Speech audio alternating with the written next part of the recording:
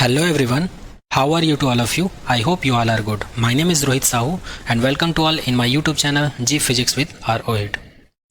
तो चलिए आज का लेक्चर स्टार्ट करते हैं और आज के लेक्चर में हम लोग करने वाले हैं चैप्टर 10 से रिलेटेड न्यूमेरिकल क्वेश्चन जो कि आपके एनसीईआरटी में दिया हुआ है। पिछले 1 से लेकर 9 लेक्चर में हम लोग थ्योरी पार्ट कर चुके हैं चैप्टर 10 का, तो आप लोग जाकर उसे देख सकते हैं। मेरे यूट्यूब चैनल के प्ले लिस्ट में सारा वीडियो डला हुआ है। तो चलिए आज का लेक्चर स्टार्ट करते हैं। इस लेक्चर का न्यूमेरिकल स्टार्ट करने से पहले इस पूरे चैप्टर में जितना भी फार्मूला यूज़ होता है उस फार्मूले का लिस्ट सबसे पहले हम लोग देख लेते हैं, ताकि आप लोग का रिवाइज भी हो जाए और आप लोग को कुछ आइडिया भी लग जाए कि टोटल इस पूरे चैप्टर में न्यूमेरिकल सॉल्व करने के लिए कौन कौन से फार्मूले का यूज़ होता है। तो चलिए स्टार्ट करते हैं। तो सबसे फर्स्ट हम लोग जो फार्मूला देखे थे वो है आर और एफ के बीच में रिलेशन। सबसे फर्स्ट हम लोग का फार्मूला कौन सा था? फोकल लेंथ और रेडियस ऑफ कर्वेचर के बीच रिलेशंस, जो कि क्या था? R is equals to 2f। यहाँ से हम लोग रेडियस ऑफ कर्वेचर निकाल सकते हैं और फोकल लेंथ भी निकाल सकते हैं। सेकेंड फार्मूला था मिरर फार्मूला, जो कि था 1/f is equals to 1/v plus 1/u, जहाँ पर f को फोकल लेंथ कहा जाता है, v को कहा जाता है इमेज डिस्टेंस और u को कहा जाता है ऑब्जेक्ट डिस्टेंस। नेक्स्ट फार्मूला था linear magnifications for mirror. Mirror के लिए हम लोग लीनियर मैग्निफिकेशंस देखे थे, m is equals to h dash upon h। इसी को हम लोग -v अपॉन u भी लिख सकते हैं। यहाँ पर h डैश को कहा जाता है हाइट ऑफ इमेज और h को कहा जाता है हाइट ऑफ ऑब्जेक्ट, और इसको कहा जाता है इमेज डिस्टेंस और u को कहा जाता है ऑब्जेक्ट डिस्टेंस। नेक्स्ट फार्मूला हम लोग देखे थे स्नेल्स लॉ। स्नेल्स लॉ में हम लोगों ने देखा था कि जो रिफ्रैक्टिव इंडेक्स है वो कांस्टेंट होता है और ये किसके रेशियो के इक्वल होता है? जो इंसिडेंट एंगल होता है उसका साइन और जो रिफ्रैक्टेड एंगल होता है उसका साइन का रेशियो का इक्वल होता है। एक चीज़ और बता दूं, यहाँ पर रिफ्रैक्टिव इंडेक्स को n से भी डिनोट करते हैं और किसी किसी बुक में इसको म्यू से भी डिनोट करते हैं। तो इन दोनों सिंबल में से किसी एक को ही यूज़ करना है आपको, दोनों को नहीं लिखना है, किसी एक को लिखना है यहाँ पर। फॉर एग्जाम्पल किसी किसी बुक में n is equals to sine I upon sine R, कुछ ऐसा फॉर्मूला लिखा रहता है स्नेल्स लॉ को। किसी किसी बुक में इसी को लिखा रहता है mu is equals to sine I upon sine R. Okay, तो यहाँ पर n क्या चीज़ है? n और म्यू क्या चीज़ है? रिफ्रैक्टिव इंडेक्स है। चलिए आगे बात करते हैं रिफ्रैक्टिव इंडेक्स। ये तो था स्नेल्स लॉ के, स्नेल्स के अकॉर्डिंग रिफ्रैक्टिव इंडेक्स। और जो रिफ्रैक्टिव इंडेक्स का इंडिविजुअल फॉर्मूला या फिर डेफिनेशन होता है एक्चुअल में वो क्या होता है? Speed of light in vacuum और speed of light in any medium, दोनों के बीच का रेशियो होता है। तो इस फॉर्मूले को हम लोग लिख सकते हैं n is equals to c upon v, ऐसा भी लिख सकते हैं। किसी किसी बुक में इसी को लिखा रहता है mu is equals to c upon v। तो कहीं किसी किसी बुक में रिफ्रैक्टिव इंडेक्स को n से रिप्रेजेंट करते हैं और किसी किसी बुक में म्यू से रिप्रेजेंट करते हैं। ओके, चलिए आगे बढ़ते हैं। नेक्स्ट फार्मूला है लेंस फार्मूला। ये भी हम लोग देख चुके हैं। लेंस फार्मूला क्या होता है? 1/f is equals to 1/v minus 1/u, जहाँ पर f क्या चीज़ है? फोकल लेंथ, v क्या चीज़ है? इमेज डिस्टेंस और u क्या चीज़ है? Object distance. नेक्स्ट फार्मूला इस चैप्टर का जो है वो है लीनियर मैग्निफिकेशन फॉर लेंस, जो कि होता है m is equals to h dash upon h। h dash यहाँ पर है हाइट ऑफ इमेज और h यहाँ पर है हाइट ऑफ ऑब्जेक्ट। इसी को हम लोग v अपॉन u के टर्म्स में भी लिख सकते हैं, जहाँ पर u है इमेज डिस्टेंस और v है इमेज डिस्टेंस और u है ऑब्जेक्ट डिस्टेंस। नेक्स्ट फार्मूला है power of lens. Next formula है पावर ऑफ लेंस, जो कि है p is equals to 1/f, जहाँ पर p को बोला जाता है पावर ऑफ लेंस और f को बोला जाता है फोकल लेंथ। नेक्स्ट फार्मूला है power of combination of lens. इसके लिए फार्मूला है p is equals to p1 plus p2 plus p3 plus dot dot dot so on.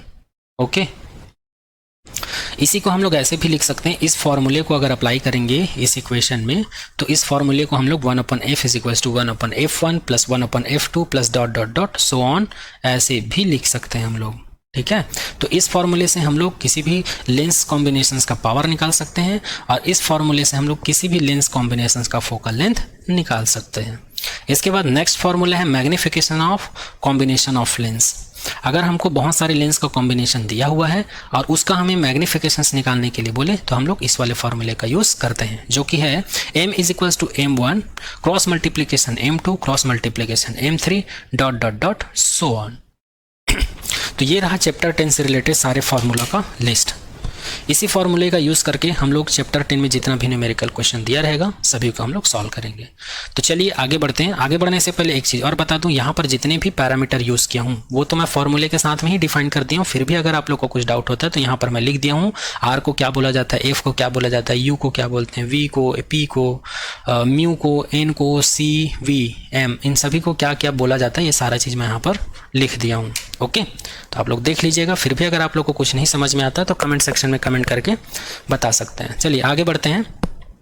तो चलिए एनसीईआरटी का प्रॉब्लम सॉल्व करते हैं। ये एनसीईआरटी में पेज नंबर 168 में जो क्वेश्चंस दिया हुआ है उसी क्वेश्चन को सबसे पहले करेंगे हम लोग। तो पेज नंबर 168 का फर्स्ट क्वेश्चन है, define the principal focus of concave mirror. इस क्वेश्चन का आंसर हम लोग ऑलरेडी कर चुके हैं थ्योरी के माध्यम से, थ्योरी वाले लेक्चर में। फिर भी आप एक बार बता देता हूँ, यहाँ पर इसका आंसर यहाँ पर लिखा हुआ है, लेकिन इस आंसर को ना याद रखकर इसका रे डायग्राम को याद रखें तो ज़्यादा अच्छा है, क्योंकि रे डायग्राम इसका कॉन्सेप्ट है। तो प्रिंसिपल फोकस क्या है तो एक बार मैं बता देता हूँ। चूँकि हम लोग को पता है कॉन्केव मिरर होता क्या है। कॉन्केव मिरर एक ऐसा मिरर होता है जिसका जो पॉलिश्ड सरफेस है वो आउटसाइड होता है और रिफ्लेक्टिंग सरफेस क्या होता है, इनसाइड होता है। तो मैं कंसिडर कर लेता हूँ ये हमारे पास एक कॉन्केव मिरर है और हम लोग कंसिडर कर देते हैं ये इसका प्रिंसिपल एक्सिस है और यहाँ पर इसका पोल पॉइंट है और यहाँ पर क्या है, इसका फोकस पॉइंट है और यहाँ पर इसका कर्वेचर पॉइंट है, सेंटर ऑफ कर्वेचर पॉइंट। तो ये हम लोग का कॉन्केव मिरर है। अब मैं कंसिडर कर लेता हूँ एक पैरेलल लाइट। एक पैरेलल लाइट हम लोग इस मिरर के ऊपर इंसिडेंट करवाते हैं। तो इमेज फॉर्मेशन के फर्स्ट रूल के अकॉर्डिंग हमको पता है किसी भी मिरर में कोई भी लाइट जो है पैरेलल इंसिडेंट होती है तो रिफ्लेक्शंस के पश्चात वो हमेशा कहाँ से क्रॉस होती है, हमेशा फोकस से होकर गुजरती है। हमेशा कहाँ से होकर पास होती है, हमेशा फोकस से होकर गुजरती है। तो इसी पॉइंट को क्या कहा जाता है, इसी पॉइंट को कहा जाता है प्रिंसिपल फोकस। ओके, तो इसी चीज को यहां पर लिखा हुआ है इस आंसर में। फिर भी एक बार रीड कर देता हूं। Light rays that are parallel to the principal axis of a concave mirror converge at a specific point on its principal axis after reflecting from the mirror. This point is known as principal focus of the concave mirror. जब भी कोई light जो है principal axis के parallel incident होती है concave mirror के ऊपर, तो कॉन्केव मिरर एक स्पेसिफिक पॉइंट पर सभी को क्या कर देते हैं, कन्वर्ज कर देते हैं। तो उसी स्पेसिफिक पॉइंट को क्या कहा जाता है, प्रिंसिपल फोकस कहा जाता है। किसके लिए, कॉन्केव मिरर के लिए। और इसको किससे डिनोट किया जाता है, कैपिटल एफ से। तो ये आंसर आपका यहाँ पर कंप्लीट होता है। चलिए सेकंड क्वेश्चन की बात करते हैं। The radius of curvature of spherical mirror is 20 centimetre. What is it's focal length. जब भी आप लोग फिजिक्स में न्यूमेरिकल क्वेश्चन सॉल्व करेंगे तो दो चीज़ हमेशा ध्यान में रखना। सबसे पहले आपको ये एनालाइज करना आना चाहिए कि हमको क्वेश्चन में क्या दिया हुआ है। फर्स्ट थिंग ये आपको एनालाइज करना आना चाहिए कि क्वेश्चन में क्या दिया हुआ है। दूसरा, हमको फाइंड क्या करना है। ये दोनों चीज़ हम लोग को एनालाइज करना आना चाहिए। थर्ड है निकालना क्या है, इसके बेस पर पूरे चैप्टर का फॉर्मूला को रिमाइंड करना है। फिर आपको फॉर्मूले को क्या करना है, फिट करना है। ठीक है, फिट करना है कि कौन सा फॉर्मूला हम लोग यहाँ पर लगाएं जिससे हमको क्वेश्चन में जो पैरामीटर निकालने के लिए बोल रहे हैं वो फाइंड हो जाए। तो ये तीनों बातों को ध्यान रखिएगा आप लोग। चलिए तो इस क्वेश्चन को सॉल्व करते हैं। तो सबसे पहले जो दिया हुआ है उसको हम लोग राइट कर लेते हैं। तो हम लोग को सबसे पहले दिया हुआ है रेडियस ऑफ कर्वेचर 20 सेंटीमीटर और हम लोग को निकालना है फोकल लेंथ। तो आर और एफ के बीच रिलेशन हम लोग को पता है, are is equal to 2f होता है। ये रिलेशन हम लोग को पता है और हमको निकालना क्या है, यहाँ पर एफ को निकालना है। तो इस रिलेशन को हम लोग ऐसे भी लिख सकते हैं। 2 को मैं अगर इधर ट्रांसफर कर दूंगा तो ये हो जाएगा f is equal to R upon 2। इसी को मैं ऐसे भी लिख सकता हूँ, f is equal to R upon 2। अब यहाँ पर r का वैल्यू मुझे दिया हुआ है 20 सेंटीमीटर, तो r का वैल्यू यहाँ पर सब्स्टिट्यूट कर दूंगा तो f इज इक्वल टू मुझे मिल जाएगा 20/2। और जब मैं 20 को 2 से डिवाइड करूंगा तो मुझे मिल जाएगा f का वैल्यू कितना, 10 सेंटीमीटर। और यही आपका क्या होगा, आंसर होगा। तो चलिए नेक्स्ट क्वेश्चन की तरफ बढ़ते हैं। नेक्स्ट क्वेश्चन आपका है, name the mirror that can give an erect and enlarge image of an object. हमको ऐसे मिरर का नाम बताना है, जो कि कैसा इमेज दे, इरेक्ट एनलार्ज इमेज दे। तो इसका आंसर को रीड करने से पहले हम लोग थ्योरी लेक्चर में जो रे डायग्राम पढ़े थे उसको एक बार मैं ड्रॉ कर देता हूँ। ठीक है, वैसे इसका आंसर होगा कॉन्केव मिरर, क्योंकि कॉन्केव मिरर ही एकमात्र ऐसा मिरर है जो कि हमको कैसा इमेज देता है, इरेक्ट इमेज देता है और इनलार्ज इमेज दे सकता है। जैसे कि मैं कंसिडर कर लेता हूँ, ये हमारे पास एक कॉन्केव मिरर है। कॉन्केव मिरर क्या होता है, जिसका आउटर सरफेस पॉलिश्ड सरफेस होता है और इनसाइड सरफेस क्या होता है, रिफ्लेक्टिंग सरफेस होता है, और ये इसका प्रिंसिपल एक्सिस है। और यहाँ पर हम लोग पोल पॉइंट कंसिडर कर लेते हैं, ठीक है। और यहाँ पर हम लोग का प्रिंसिपल फोकस पॉइंट होता है और यहाँ पर सेंटर ऑफ कर्वेचर पॉइंट होता है। और कंसिडर कर लेते हैं हम लोग ऑब्जेक्ट को कहाँ पर रखते हैं, प्रिंसिपल फोकस और पोल के बीच में रख देते हैं। तो रूल 1 के अकॉर्डिंग अगर कोई भी लाइट प्रिंसिपल एक्सिस के पैरेलल इंसिडेंट होती है मिरर में, तो ये रिफ्लेक्शंस के पश्चात हमेशा फोकस से होकर गुजरती है। ये रूल 1 के अकॉर्डिंग हम लोग को पता है। और रूल 3 के अकॉर्डिंग हम लोग को ये पता है, कोई भी लाइट जो है कर्वेचर पॉइंट से अगर क्रॉस होती है तो वो सीधा निकल जाती है बिना डेविएशंस के, और उसी पाथ से ये वापस भी लौट जाती है। ये हम लोग को पता है रूल 3 के अकॉर्डिंग। तो इधर तो ये दोनों रे जो हैं एक दूसरे से मिल नहीं रहे हैं और ये एक दूसरे से मिलेंगे भी नहीं, ये ऐसे ही चलता रहेगा एक दूसरे के पैरेलल। तो हम लोग क्या कर देते हैं, इसको पीछे से ऐसे आगे बढ़ा देते हैं, तो ये दोनों एक दूसरे को इस पॉइंट पर कट करते हैं, मैं कंसिडर कर लेता हूँ यहाँ पर जो ऑब्जेक्ट है इसका नाम है ए बी, और इसका जो इमेज है उसको नाम दे देते हैं ए डैश बी डैश। तो इस प्रकार से इस ए डैश बी डैश इमेज का नेचर क्या है, ये ए डैश और बी डैश हमारा क्या है, इमेज है। और इस इमेज का नेचर क्या है, जी, ये वर्चुअल है। वर्चुअल क्यों है, क्योंकि इमेज के पीछे बैक साइड मिला है। तीसरी चीज़, ये इरेक्ट है। अब ये इरेक्ट क्यों है, क्योंकि ये सीधा है, ठीक है। और इनलार्ज है। इनलार्ज का मतलब अगर हम लोग इसका कंपैरिजन, इस इमेज का कंपैरिजन ऑब्जेक्ट से करें तो इमेज का साइज़ क्या है, बड़ा है। तो इसलिए क्वेश्चन 3 का आंसर होगा कॉन्केव मिरर। क्वेश्चन 3 का आंसर क्या होगा, कॉन्केव मिरर।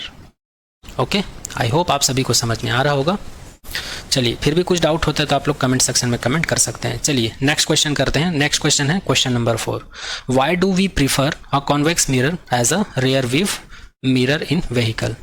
हम लोग कॉन्वेक्स मिरर के एप्लीकेशन में देख चुके हैं कि इसका यूज़ व्हीकल में रियर व्यू के लिए करते हैं, मतलब पीछे के ऑब्जेक्ट को देखने के लिए इसका यूज़ किया जाता है, बाइक में, व्हीकल में, 4 व्हीलर में।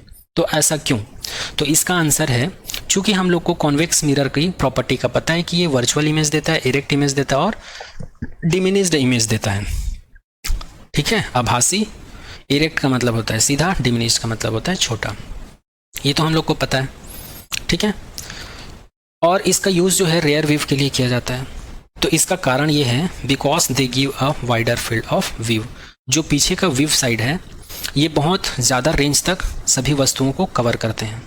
आसान शब्दों में हम लोग ये बोल सकते हैं, कॉन्वेक्स मिरर जो है व्हीकल के पीछे साइड का ज़्यादा एरिया को कवर करता है, जिससे ड्राइवर को आसानी होता है कि वो बिना पीछे साइड मुड़े, मतलब पीछे देखे बिना ही केवल मिरर से ही अपने व्हीकल के पीछे के एरिया को कवर कर लेता है। देख लेता है कि पीछे से कौन सा गाड़ी आ रहा है, कौन सा व्हीकल आ रहा है, कौन सा जा रहा है, सारा चीज़ उनको इस मिरर के द्वारा पता चल जाता है। इनकी कौन सी प्रॉपर्टी से ये ज़्यादा एरिया, ज़्यादा फील्ड को व्यू करता है, दिखाता है मिरर के through.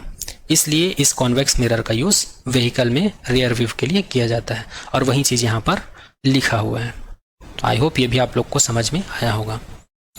Find the focal length of convex mirror whose radius of curvature is 32 centimetre.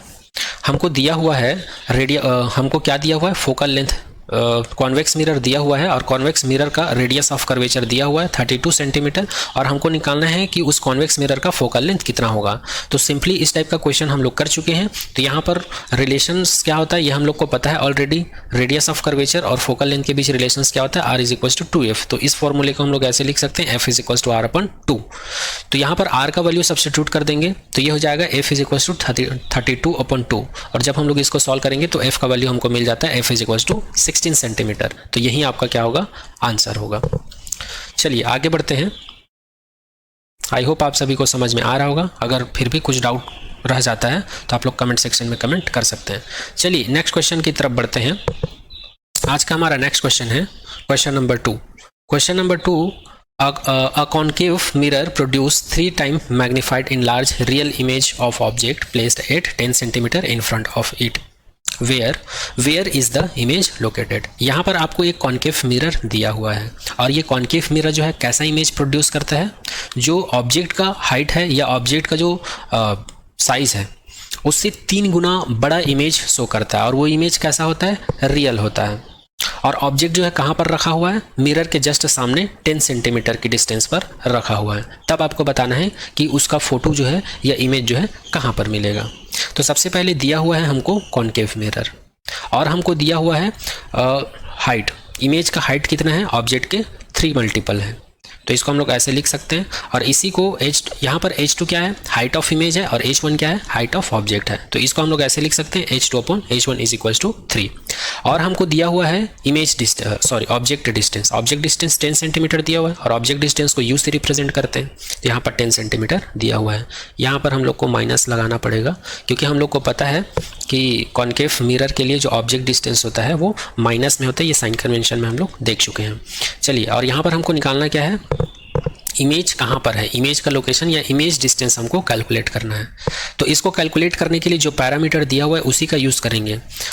तो यहाँ पर ऐसा फॉर्मूला आप लोग को एनालाइज करना है जिसमें हमको v का वैल्यू मिल जाए और उस फॉर्मूले में H2 H1 का भी वैल्यू रहे। तो इस टाइप का फॉर्मूला हम लोग देख चुके हैं। स्फेरिकल मिरर के लिए हम लोग जानते हैं मैग्निफिकेशंस का जो फॉर्मूला होता है M is equals to H2 upon H1 होता है। और इसी को अगर हम लोग इमेज ऑब्जेक्ट डिस्टेंस के टर्म्स में लिखें v और u के टर्म्स में, तो ये होता है माइनस v अपॉन u। तो यहाँ पर H2 अपॉन H1 का वैल्यू है हमारे पास 3। अब ये माइनस कहाँ से आया, तो हम लोग को पता है यहाँ पर क्वेश्चन में दिया हुआ है रियल इमेज और रियल इमेज के लिए हम लोग को पता है मैग्निफिकेशंस का वैल्यू क्या होता है, नेगेटिव। तो m की जगह पर मैं क्या लिख दूंगा, -3। और राइट साइड में माइनस v अपॉन u का वैल्यू क्या है, 10 है। यहाँ पर माइनस आएगा क्योंकि हम लोग को पता है कॉन्केव मिरर में जो ऑब्जेक्ट डिस्टेंस होता है साइन कन्वेंशन में हम लोग को माइनस लेना पड़ता है। तो जब हम लोग इसको सॉल्व करेंगे तो हम लोग को क्या मिल जाएगा, माइनस माइनस कैंसिल आउट हो जाएगा। तो यहाँ पर माइनस आएगा और यहाँ पर हम लोग को क्या मिल जाएगा, 3 मिल जाएगा। तो आपका आंसर क्या हो जाएगा, आपका आंसर हो जाएगा v is equals to -30 centimetre. तो ये इस क्वेश्चन का आंसर होगा। आई होप आप सभी को समझ में आ रहा होगा। फिर भी आप लोगों को कुछ डाउट होता है तो आप लोग कमेंट सेक्शन में कमेंट कर सकते हैं। चलिए नेक्स्ट क्वेश्चन की तरफ बढ़ते हैं। अब हम लोग आगे बढ़ते हैं। अब आपके एनसीईआरटी में पेज नंबर 176 में जो क्वेश्चन दिया हुआ है उसके बारे में चर्चा करेंगे। तो ये क्वेश्चन दिया हुआ है, a ray of light travelling in air enter obliquely in water. एक लाइट का रे है जो कि एयर में ट्रैवल कर रहा है और एयर से वो कहाँ इंटर कर रहा है, वाटर में इंटर कर रहा है। और कैसे इंटर कर रहा है, ऑब्लिकली। ऑब्लिकली का मतलब होता है तिरछा। इसका मतलब वहाँ पर नॉर्मल के साथ वो कुछ ना कुछ एंगल क्रिएट कर रहा है। डज द लाइट रे बेंड टूवर्ड द नॉर्मल और अवे फ्रॉम द नॉर्मल। तब आपको ये बताना है कि लाइट अगर बेंड हो रहा है तो उसका जो बेंडिंग है दूसरे मीडियम में वो नॉर्मल की तरफ हो रहा है या फिर नॉर्मल से दूर हो रहा है, ये आपको बताना है। और यदि दूर हो रहा है या पास आ रहा है नॉर्मल के, तो वो क्यों आ रहा है, तो ये चीज़ हमको यहाँ पर बतानी है। ओके, क्वेश्चन को आप लोग डायग्राम के थ्रू समझने की कोशिश कीजिए। मैं कंसिडर कर लेता हूँ यहाँ पर मेरे पास एक इंटरफेस है। यहाँ पर ये मीडियम 1 है और ये मीडियम 2 है। मीडियम 1 हमारा क्या है, एयर है, और मीडियम 2 हमारा क्या है, वाटर है। यहाँ पर कोई लाइट जो है इंटर कर रही है, तो यहाँ पर ऑब्लिकली का मतलब ये है कि लाइट ऐसे इंटर करेगी, इसी को बोला जाता है ऑब्लिकली। ऑब्लिकली का मतलब यहाँ पर अगर हम लोग नॉर्मल ड्रॉ कर दे तो यहाँ पर नॉर्मल और जो इंसिडेंट रहे इन दोनों के बीच कुछ ना कुछ एंगल बनेगा। तब हम लोग को ये बताना है कि जैसे ही एयर से दूसरे मीडियम में इंटर करती लाइट, तो हम लोग को पता है रिफ्रैक्शंस के थ्रू लाइट का बेंडिंग हो जाता है। तो लाइट का बेंडिंग नॉर्मल की तरफ होगा कि नॉर्मल से दूर होगा, तो हम लोग को पता है रिफ्रैक्शन में क्या होता है, रिफ्रैक्शंस के बाद लाइट जो है बेंड होता है और नॉर्मल की तरफ झुक जाता है। तो नॉर्मल के साथ ये कौन सा एंगल बनाता है, आर एंगल बनाता है, जिसको हम लोग रिफ्रैक्टेड एंगल बोलते हैं।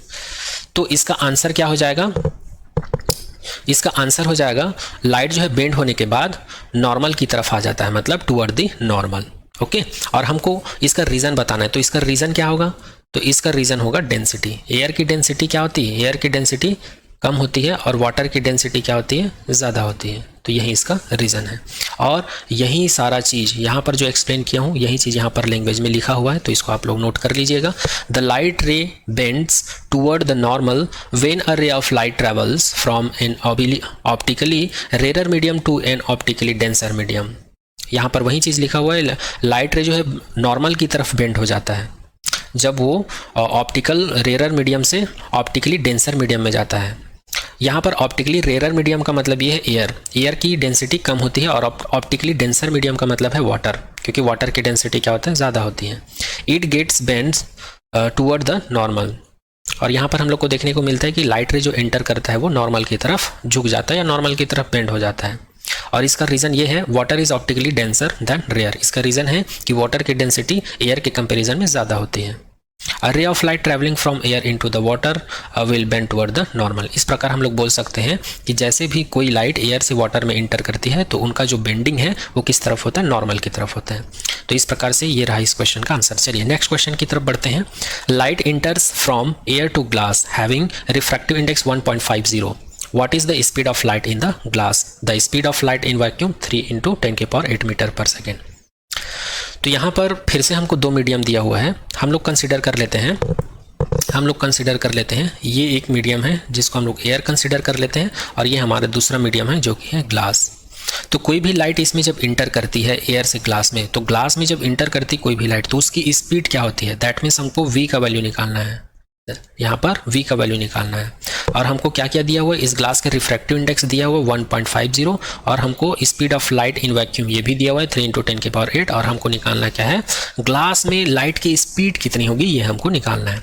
तो हम लोग को ये फार्मूला पता है रिफ्रैक्टिव इंडेक्स का, ये फार्मूला हम लोग कर चुके हैं, और ये फार्मूला होता है μ = c/v, जहाँ पर c है speed of light in vacuum और v है speed of light in any medium, और μ है रिफ्रैक्टिव इंडेक्स। तो यहाँ पर हम लोग को निकालना क्या है, μ निकालना है, तो μ को हम लोग इधर ट्रांसफर कर देंगे, ठीक है, v को हम लोग इधर ट्रांसफर कर देंगे, तो हम लोग को मिल जाएगा v = c/μg। c का वैल्यू है 3 × 10⁸, और μ का वैल्यू 1.50। तो यहाँ पर इसको जब हम लोग सॉल्व करेंगे, तो हम लोग को मिल जाएगा 1.50 को हम लोग लिख सकते हैं 150, और यहाँ पर इसके नीचे में आ जाएगा 100। तो 100 को अगर हम लोग ऊपर ले जाएंगे तो यहाँ पर 10 की पावर में हमको क्या मिलेगा, 2 मिलेगा। 10 की पावर में क्या मिलेगा, 2 मिलेगा। और जब हम लोग इसको सॉल्व करेंगे तो हम लोग को क्या मिलेगा, 2 × 10⁸। वो कैसे मिलेगा, यहाँ पर 2 की पावर 2 है तो इसको हम लोग 100 लिख सकते हैं, यहीं पर सॉल्व कर देता हूँ मैं। इसको मैं लिख सकता हूँ 3 × 10⁸, और 10 की पावर 2 को मैं लिख सकता हूँ 100, और इसको मैं लिख सकता हूँ 150। तो यहाँ से 10 10 कैंसिल आउट हो जाएगा, और ये 3 से 5 टाइम में चला जाएगा, और ये 5 जो है से 2 टाइम में चला जाएगा। तो आंसर कितना आएगा, 2 × 10⁸, और यही आंसर यहाँ पर आया हुआ है। और वेलोसिटी का जो यूनिट होता है मीटर पर सेकेंड होता है। ये यूनिट को आप लोग लिखना मत भूलिएगा, क्योंकि ये इंपॉर्टेंट होता है। कुछ लोग क्या होते हैं, इसका मैग्नीट्यूड बस लिख देते हैं, मैग्नीट्यूड मतलब इसका न्यूमेरिकल वैल्यू लिख देते हैं, यूनिट लिखना भूल जाते हैं। तो इस बात का आप लोग ध्यान रखिएगा। चलिए, तो ये क्वेश्चन भी कंप्लीट हो गया। आगे नेक्स्ट क्वेश्चन की तरफ बढ़ते हैं। आगे थर्ड क्वेश्चन है, उसी पेज नंबर में 176 पेज नंबर का क्वेश्चन है। तो नेक्स्ट क्वेश्चन हमारा है आज का, फाइंड आउट फ्रॉम टेबल 10.3। 10.3 नीचे ये टेबल दिया हुआ है, यहीं से हमको फाइंड करना है। क्या फाइंड करना है, the medium having highest optical density, मतलब हाईएस्ट ऑप्टिकल डेंसिटी फाइंड करना है। Also find the medium with optical density, lowest optical density भी डिफाइन करना है हमको। ये दोनों चीज़ निकालना है। तो ये तो बहुत ईजी है, मैं आप लोग को पहले ही बता चुका हूँ थ्योरी लेक्चर में। जिस भी मीडियम की रिफ्रैक्टिव इंडेक्स जितनी ज़्यादा होगी उसकी ऑप्टिकल डेंसिटी क्या होगी, उतनी ही ज़्यादा होगी, और जिस भी मीडियम की रिफ्रैक्टिव इंडेक्स जितना कम है उसका ऑप्टिकल डेंसिटी भी उतना ही कम होगा। और यहाँ पर हमको क्या बताना है, हाईएस्ट ऑप्टिकल डेंसिटी और लोएस्ट ऑप्टिकल डेंसिटी।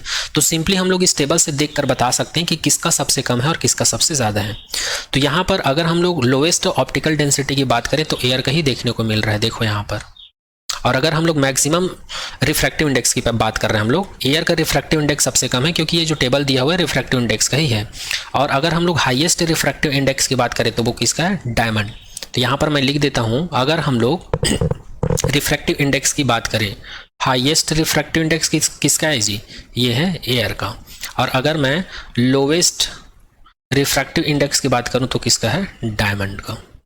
तो यही आपका आंसर हो जाएगा, और यही चीज़ यहाँ पर लिखा हुआ है, क्योंकि जिसकी रिफ्रैक्टिव इंडेक्स ज़्यादा है उसकी ऑप्टिकल डेंसिटी जाहिर सी बात है वो भी तो हाई होगा। ओके, तो हाईएस्ट ऑप्टिकल डेंसिटी में आपका आंसर क्या आएगा, डायमंड, और लोवेस्ट ऑप्टिकल डेंसिटी में क्या आएगा, एयर आएगा। तो यही आपका आंसर होगा, और यही हमको बताना था। चलिए आगे बात करते हैं। अच्छा हाँ, इसका रीज़न यहाँ पर मैं डिफाइंड कर दिया हूँ, और यही चीज़ यहाँ पर डिस्क्रिप्शन में यहाँ पर लिखा हुआ है। तो इस चीज़ को आप लोग खुद से रीड कर लीजिएगा, इस चीज़ को मैं यहाँ पर डिफाइन कर चुका हूँ, है ना। चलिए आगे बात करते हैं, क्वेश्चन नंबर 4। क्वेश्चन नंबर 4 की बात करते हैं। You are given kerosene, turpentine and water. आपको यहाँ पर 3 मटेरियल या 3 मीडियम दिया हुआ है और आपको यहाँ पर ये बताना है in which of this does the light travel fastest, use the information given in the table. ये आपको 3 मीडियम दिया हुआ है या 3 मटेरियल दिया हुआ, सबसे फर्स्ट केरोसिन, तारपिन और वाटर, और तीनों में से आपको ये बताना है इस टेबल की हेल्प से कि इन तीनों में लाइट का जो स्पीड है सबसे ज़्यादा किस में होगा। तो चलिए इसको देखते हैं। तो सबसे पहले हम लोग को पता है रिफ्रैक्टिव इंडेक्स जो होता है वो होता है रेशियो, किसका ratio, speed of light in vacuum and speed of light in any medium, ये हमको पता है। तो इस फॉर्मूले को हम लोग लिख सकते हैं v is equal to C upon mu. Okay, और यहाँ पर c क्या चीज़ है, c जो है एक स्टैंडर्ड कांस्टेंट है, तो कांस्टेंट को हटाकर हम लोग इसको v प्रोपोर्शनल 1 अपन म्यू लिख सकते हैं। अब इस रिलेशन से क्या रिजल्ट निकल रहा है, इस रिलेशन से ये रिजल्ट निकल रहा है कि वेलोसिटी का वैल्यू जितना ज़्यादा होगा उसका रिफ्रैक्टिव इंडेक्स उतना ही कम होगा। ओके, और जिसकी रिफ्रैक्टिव इंडेक्स, जिस मटेरियल की रिफ्रैक्टिव इंडेक्स जितना ज़्यादा होगा उसमें स्पीड ऑफ लाइट उतना ही कम होगा।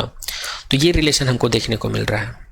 तो यहाँ पर इस मटेरियल को देखकर हम लोग बता सकते हैं इस टेबल की हेल्प से, वाटर का जो रिफ्रैक्टिव इंडेक्स है सबसे कम है और वाटर से ज़्यादा रिफ्रैक्टिव इंडेक्स किसका है, केरोसिन का है, और केरोसिन से ज़्यादा रिफ्रैक्टिव इंडेक्स किसका है, तारपिन का है।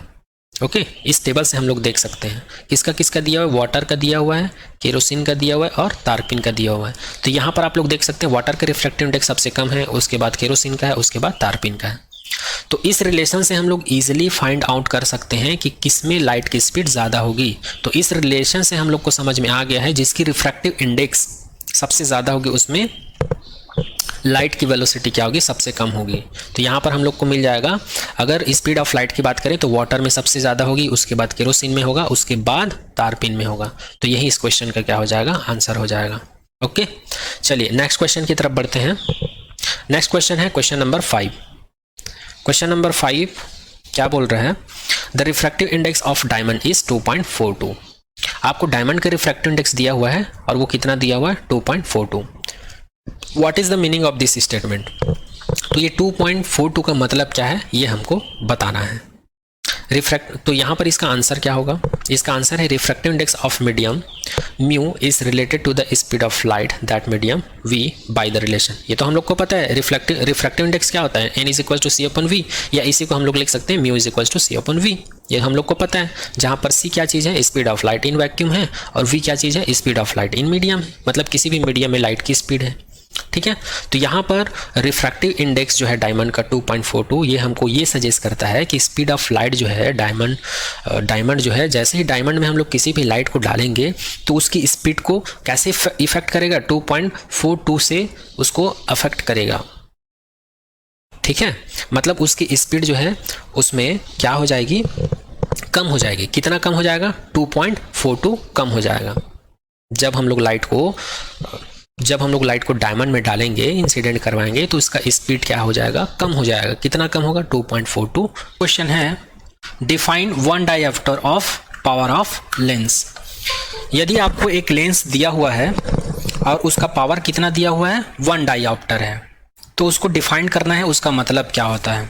ओके, तो जब हम लोग थ्योरी लेक्चर कर रहे थे तो उसी टाइम हम लोग देख चुके हैं 1 डायऑप्टर जो है मीटर इनवर्स के इक्वल होता है।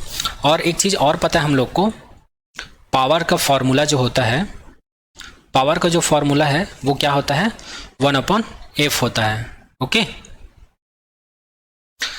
और हम लोग ये भी देख चुके हैं कि 1 डायऑप्टर है वो 1 मीटर इनवर्स के इक्वल होता है। तो यही 1 डायऑप्टर का क्या है, मीनिंग है। यही हमको इस क्वेश्चन में बताना था। चलिए नेक्स्ट क्वेश्चन की बात करते हैं। आज का हमारा नेक्स्ट क्वेश्चन है, A convex lens forms a real and inverted image of a needle at a distance of 50 cm from it। हमको एक कॉन्वेक्स लेंस दिया हुआ है और एक नीडल दिया हुआ है, और नीडल को हम लोग कहाँ पर रखते हैं, कॉन्वेक्स लेंस के फ्रंट में रखते हैं। कितने डिस्टेंस पर रखते हैं, 50 सेंटीमीटर के डिस्टेंस पर रखते हैं। ओके, तब हमको ये बताना है कि इस नीडल का जो कि कॉन्वेक्स लेंस से 50 सेंटीमीटर के डिस्टेंस पर है, उनका इमेज कहाँ पर बनेगा, उनका इमेज कॉन्वेक्स लेंस के फ्रंट में कहाँ पर बनेगा, और इमेज का साइज कैसा होना चाहिए, ऑब्जेक्ट के साइज के इक्वल होना चाहिए। और हमको एक चीज़ और फाइंड करना है, find the power of the lens. मतलब हमको यहाँ पर दो चीज़ फाइंड करना है, एक तो इमेज डिस्टेंस फाइंड करना है, दूसरा हमको पावर डिफाइंड करना है। और हमको दिया हुआ है object distance u is equal to 50 centimetre. यहाँ पर निगेटिव जो है साइन कन्वेंशन से आया, हम लोग साइन कन्वेंशन में देख चुके हैं, कॉन्वेक्स लेंस के लिए जो ऑब्जेक्ट डिस्टेंस है उसको निगेटिव कंसिडर किया जाता है। और यहाँ पर क्वेश्चन में एक चीज़ और दिया गया है कि ऑब्जेक्ट का हाइट जो है इमेज के हाइट के क्या होता है, इक्वल होता है। ये सारा चीज़ हमको दिया हुआ है। तो चलिए हमको इमेज डिस्टेंस फाइंड करना है। तो हम लोग को पता है, we know that for convex lens या लेंस के लिए हम लोग को पता है मैग्निफिकेशंस का फॉर्मूला होता है m is equal to v upon u, या इसी को बोल सकते हैं h2 अपॉन h1।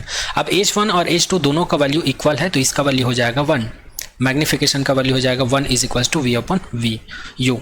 तो यहाँ से हम लोग को एक रिलेशन मिल गया, जो ऑब्जेक्ट डिस्टेंस है वो किसके इक्वल होगा, इमेज डिस्टेंस के इक्वल होगा। ओके, और हमको ऑब्जेक्ट डिस्टेंस दिया हुआ है u का वैल्यू, ये दिया हुआ है -50, तो v का वैल्यू भी क्या हो जाएगा -50। बट एक चीज़ हम लोग को पता है, कॉन्वेक्स लेंस के लिए इमेज डिस्टेंस जो होता है, कॉन्वेक्स लेंस के लिए जो इमेज डिस्टेंस होता है वो हमेशा पॉजिटिव होता है। तो इस निगेटिव को हम लोग क्या कंसिडर कर लेंगे, पॉजिटिव कंसिडर कर लेंगे। तो v का वैल्यू क्या हो जाएगा, +50 हो जाएगा। ओके, अब हम लोग को क्या निकालना है, पावर।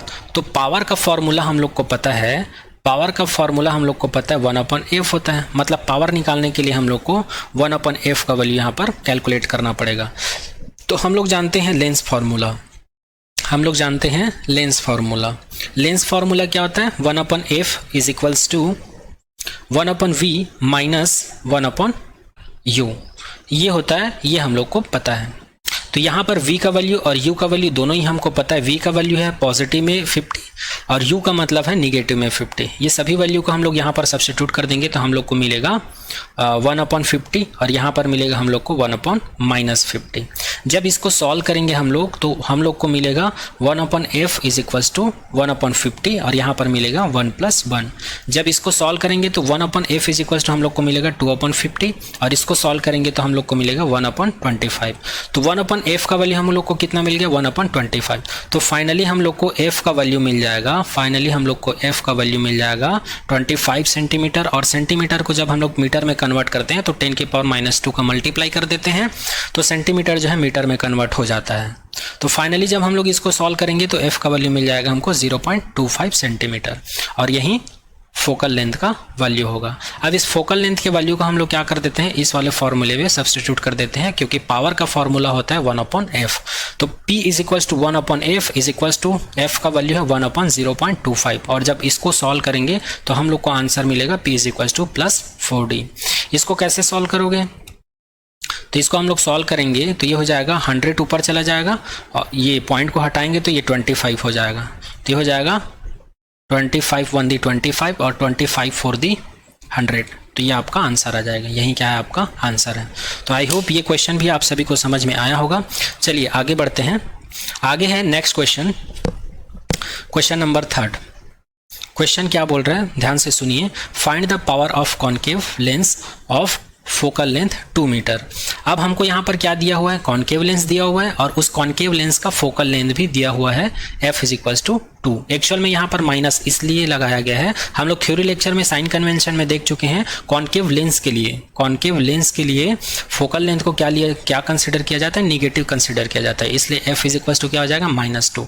अब हमको निकालना क्या है, पावर निकालना है। तो पावर का डेफिनेशन हम लोग को पता है, पावर इज इक्वल्स टू कितना होता है, 1/f होता है और हमको f का वैल्यू दिया है -2, तो p इज इक्वल्स टू हो जाएगा -1/2 और जब हम लोग इसको सॉल्व करेंगे तो इसका वैल्यू हो जाएगा p is equals to -0.5d। तो ये हो जाएगा -0.5 डायोप्टर। तो यही इसका क्या होगा, आंसर होगा। आई होप ये क्वेश्चन भी समझ में आया होगा। फिर भी अगर आप लोग को कुछ डाउट रह जाता है तो आप लोग कमेंट सेक्शन में कमेंट कर सकते हैं। चलिए, तो एनसीईआरटी में जो आपके क्वेश्चन दिए हुए थे वो सारा चीज़ आज अब कंप्लीट होता है। अब हम लोग देखेंगे आपके एनसीईआरटी में जो एक्सरसाइज में जो प्रॉब्लम्स दिए हुए हैं, जो क्वेश्चंस दिए हुए हैं, तो उसको कर लेते हैं। तो चलिए, एक्सरसाइज का जो फर्स्ट क्वेश्चन है एमसीक्यू क्वेश्चन है, which one of the following material can not be used to make a lens. यहाँ पर स्पेस रहेगा, अ लेंस है, अ लेंस। तो लेंस को बनाने के लिए इनमें से कौन से मटेरियल का यूज़ नहीं किया जा सकता। तो वाटर का यूज़ किया जा सकता है, ग्लास का भी यूज़ किया जा सकता है, प्लास्टिक का भी यूज़ किया जा सकता है, लेकिन क्ले मतलब होता है मिट्टी का यूज़ नहीं किया जा सकता।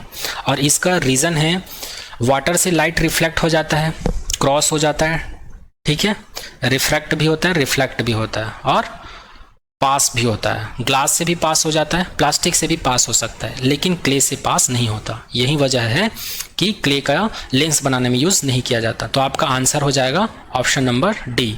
और ऑप्शन डी क्या बोलता है? Clay, because a lens allows light to pass through it, since clay does not show such property it can not be use to make a lens. मैंने जो बोला है वही चीज़ यहाँ पर लिखा हुआ है।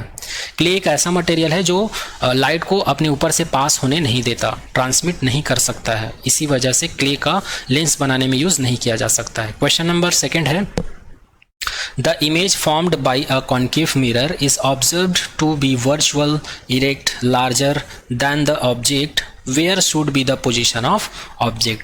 आपको एक कॉन्केव मिरर दिया हुआ है और कॉन्केव मिरर के थ्रू हमको जो ऑब्जेक्ट मिलता है वो ऑब्जेक्ट कैसा है? वर्चुअल है, इरेक्ट है और लार्जर है। तो बताइए कि इस कॉन्केव मिरर में ऑब्जेक्ट का पोजीशंस क्या है?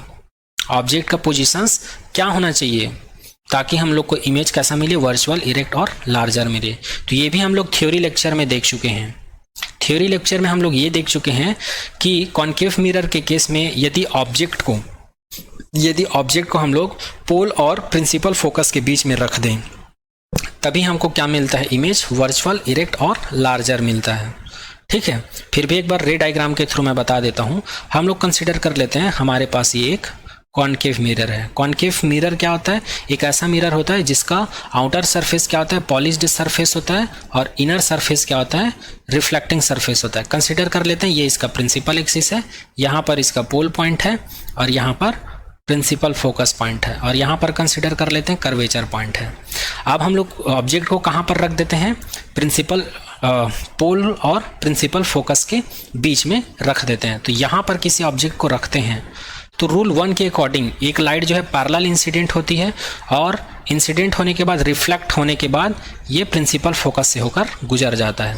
ये रूल फर्स्ट के अकॉर्डिंग। रूल थर्ड ये बोलता है अगर कोई भी लाइट जो है सेंटर ऑफ कर्वेचर से जाता है तो वो सीधा पास हो जाता है, उसी पाथ में, जिस पाथ में आता है उसी पाथ से वापस चला जाता है। और इन दोनों रेस को अगर हम लोग आगे की तरफ बढ़ा दें, आगे की तरफ बढ़ाएंगे तो इस पॉइंट पर ये दोनों एक दूसरे को कट करेंगे। तो इस वाले ऑब्जेक्ट का, ये हम लोग ऑब्जेक्ट कंसिडर कर लेते हैं ए और बी। इसका इमेज यहाँ पर हम लोग को मिला है तो इसको कंसिडर कर लेते हैं ए डैश और इसको कंसिडर कर लेते हैं बी डैश। तो ये क्या है? इमेज है। ये क्या है? इमेज है। तो इस इमेज को देखकर आप लोग बता सकते हो ये मिरर के पीछे है, मतलब क्या होगा? वर्चुअल होगा। और साइज को आप लोग देख सकते हैं, ए बी और ए डैश बी डैश से अगर कंपेरिजन करें तो ए डैश बी डैश क्या है? बड़ा है। इसका मतलब हम लोग बोल सकते हैं लार्जर है। इमेज कैसा है? लार्जर है।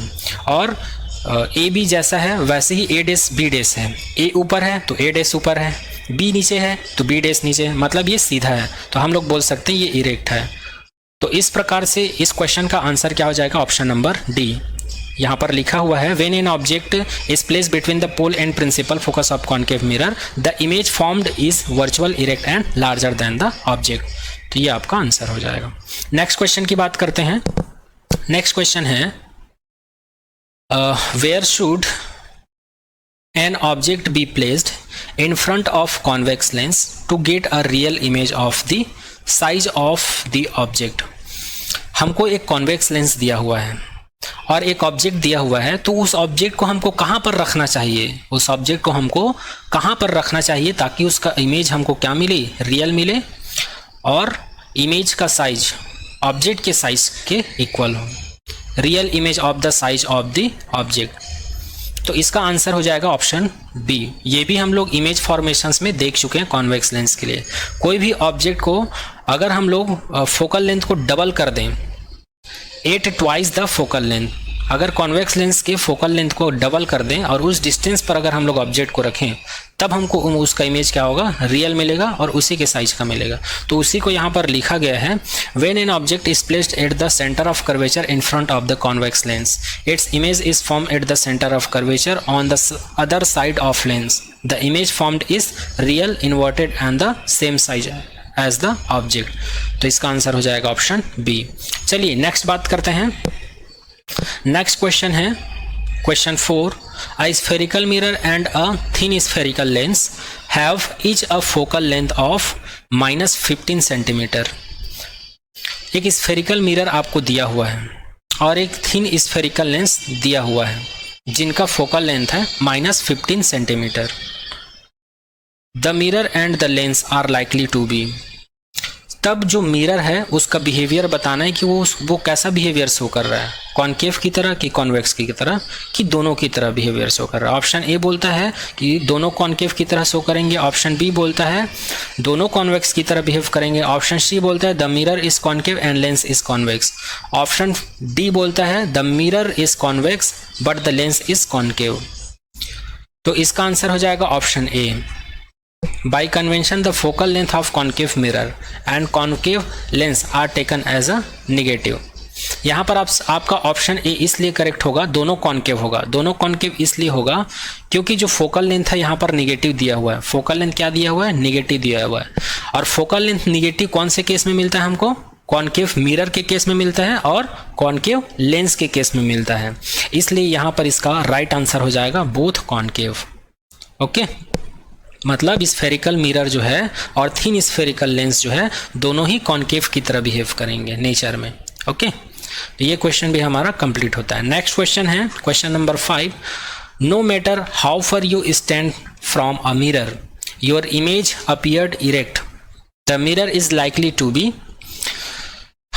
ये आप एक मिरर के सामने खड़े हुए हैं और आपका और मिरर के बीच क्या डिस्टेंस है वो मैटर नहीं करता है और आपका इमेज सीधा बनता है। ठीक है, तो आप जिस मिरर के सामने खड़े हैं वो कौन सा मिरर हो सकता है? वो कौन सा मिरर हो सकता है ये आपको बताना है। ऑप्शन ए है प्लेन मिरर, ऑप्शन बी है कॉनकेव मिरर, ऑप्शन सी है कॉन्वेक्स मिरर, ऑप्शन डी है आइदर प्लेन और कॉन्वेक्स, मतलब प्लेन भी हो सकता है और कॉन्वेक्स भी हो सकता है। तो आपका आंसर हो जाएगा ऑप्शन नंबर डी। अब क्यों, इसको देख लेते हैं। अ convex mirror always gives a virtual and erect image of smaller size. हम लोग ऑलरेडी थ्योरी क्लास में कर चुके हैं कि कॉन्वेक्स मिरर हमेशा कैसा इमेज देता है? वर्चुअल और इरेक्ट इमेज देता है और साइज में स्मॉल इमेज देता है। ठीक है, जब हम लोग किसी ऑब्जेक्ट को मिरर के सामने रख देते हैं। इसी प्रकार plane mirror will always give virtual and erect image. इसी प्रकार प्लेन मिरर भी हमको हमेशा वर्चुअल और इरेक्ट इमेज देते हैं और सेम साइज का देते हैं।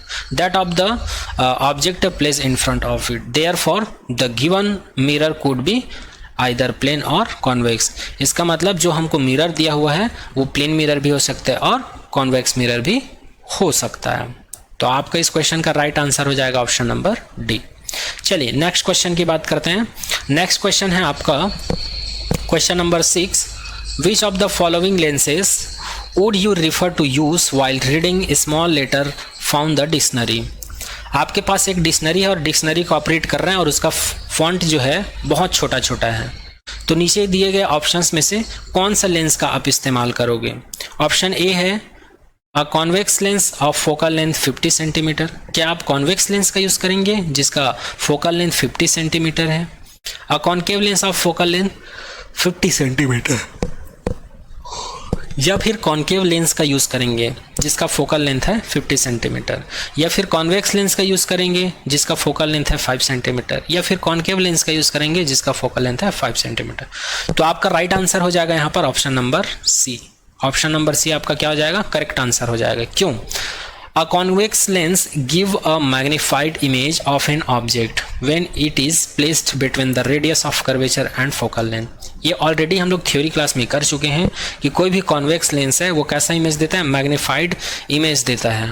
और कब देता है? जब हम लोग किसी भी ऑब्जेक्ट को रेडियस ऑफ कर्वेचर पॉइंट मतलब सी और फोकल लेंथ मतलब स्मॉल एफ दोनों के बीच में रख देते हैं। Okay, when it placed between the radius of curvature and focal length. Also magnifications is more for convex lenses having shorter focal length. और magnifications क्या होता है convex lens का? और ज़्यादा होता है। कब होता है? जब focal length उसका कम होता है। For reading a small letter, a convex lens of focal length 5 cm should be used. इसलिए स्मॉल लेटर को रीड करने के लिए हमेशा कॉन्वेक्स लेंस का यूज़ करना चाहिए जिसका फोकल लेंथ कितना हो? 5 सेंटीमीटर होना चाहिए। तो इसका यूज़ करना चाहिए। चलिए नेक्स्ट क्वेश्चन की तरफ आगे बढ़ते हैं। नेक्स्ट क्वेश्चन है question number 7। We wish to obtain an erect image of an object using a concave mirror of focal length 15 centimetre. हमारी इच्छा है, क्या इच्छा है? इरेक्ट इमेज की। किसकी मदद से? कॉन्केव मिरर की मदद से। इसका फोकल, जिसका फोकल लेंथ कितना है? 15 सेंटीमीटर या 15 centimetre. What should be the range of distance of the object from the mirror. तो जो डिस्टेंस है किसके किसके बीच? ऑब्जेक्ट और मिरर के बीच का डिस्टेंस का रेंज क्या होना चाहिए? का रेंज क्या होना चाहिए? What is the nature of image. Image का नेचर क्या है? इमेज का नेचर क्या है? इज द इमेज लार्जर और स्मॉलर। क्या इमेज का साइज छोटा या बड़ा है? इमेज का साइज क्या है? बड़ा है या छोटा है? इसके लिए रे डायग्राम को क्या करिए? ड्रॉ कीजिए इमेज फॉर्मेशंस का इस केस के लिए। तो आप लोग को समझ में आ गया होगा। क्वेश्चन में बताया गया है कि आपके पास कॉन्केव मिरर है और उस कॉन्केव मिरर में हमको क्या इमेज मिल रहा है? इरेक्ट, वर्चुअल और एनलार्ज इमेज मिल रहा है। तो हमको इसका क्या करना है? रे डायग्राम ड्रॉ करना है। ओके, और हमको ये भी बताना है कि जो इमेज मिल रहा है उसका नेचर क्या है। ओके, और हमको ये भी बताना है कि दोनों के बीच का डिस्टेंस क्या होना चाहिए। तो जो क्वेश्चन में बोला गया है उस रे डायग्राम को मैं यहाँ पर ड्रॉ कर दिया हूँ। यहाँ पर देख सकते हैं ये हमारे पास जो है कॉन्केव मिरर है। यहाँ पर ऑब्जेक्ट रखा हुआ है ए बी, और रूल फर्स्ट के अकॉर्डिंग हम लोग इसको प्रिंसिपल एक्सिस के पैरेलल इंसिडेंट करवाते हैं। तो रिफ्लेक्शंस के पश्चात हमेशा ये कहाँ से जाएगी? प्रिंसिपल फोकस से होकर जाएगी। ओके, और अगर सेंटर ऑफ कर्वेचर पॉइंट से जाएगी तो ये सीधा चला जाएगा। और जब हम लोग इसको पीछे की तरफ बढ़ाते हैं तो हमको एक पॉइंट मिलता है जहाँ पर ये दोनों पॉइंट एक दूसरे को कट करते हैं। तो यहाँ पर हमको जो इमेज मिलता है वो कैसा रहता है? इरेक्ट रहता है, वर्चुअल रहता है और एनलार्ज रहता है। ठीक है, और इमेज और मिरर के बीच का डिस्टेंस कितना दिया हुआ है? 15 सेंटीमीटर दिया हुआ है। ओके, तो ये रहा इसका रे डायग्राम। और यहाँ पर अगर इमेज की बात करें तो वो कैसा है? इरेक्ट, वर्चुअल और एनलार्ज। तो स्टार्ट करते हैं। क्वेश्चन नंबर 8 है name the type of mirror used in the following situations. हमको कुछ सिचुएशंस दिया हुआ है, तो उस सिचुएशंस में हमको कौन से मिरर का यूज़ होता है उसको हमको बताना है। जैसे कि फर्स्ट क्वेश्चन है हेडलाइट ऑफ अ कार।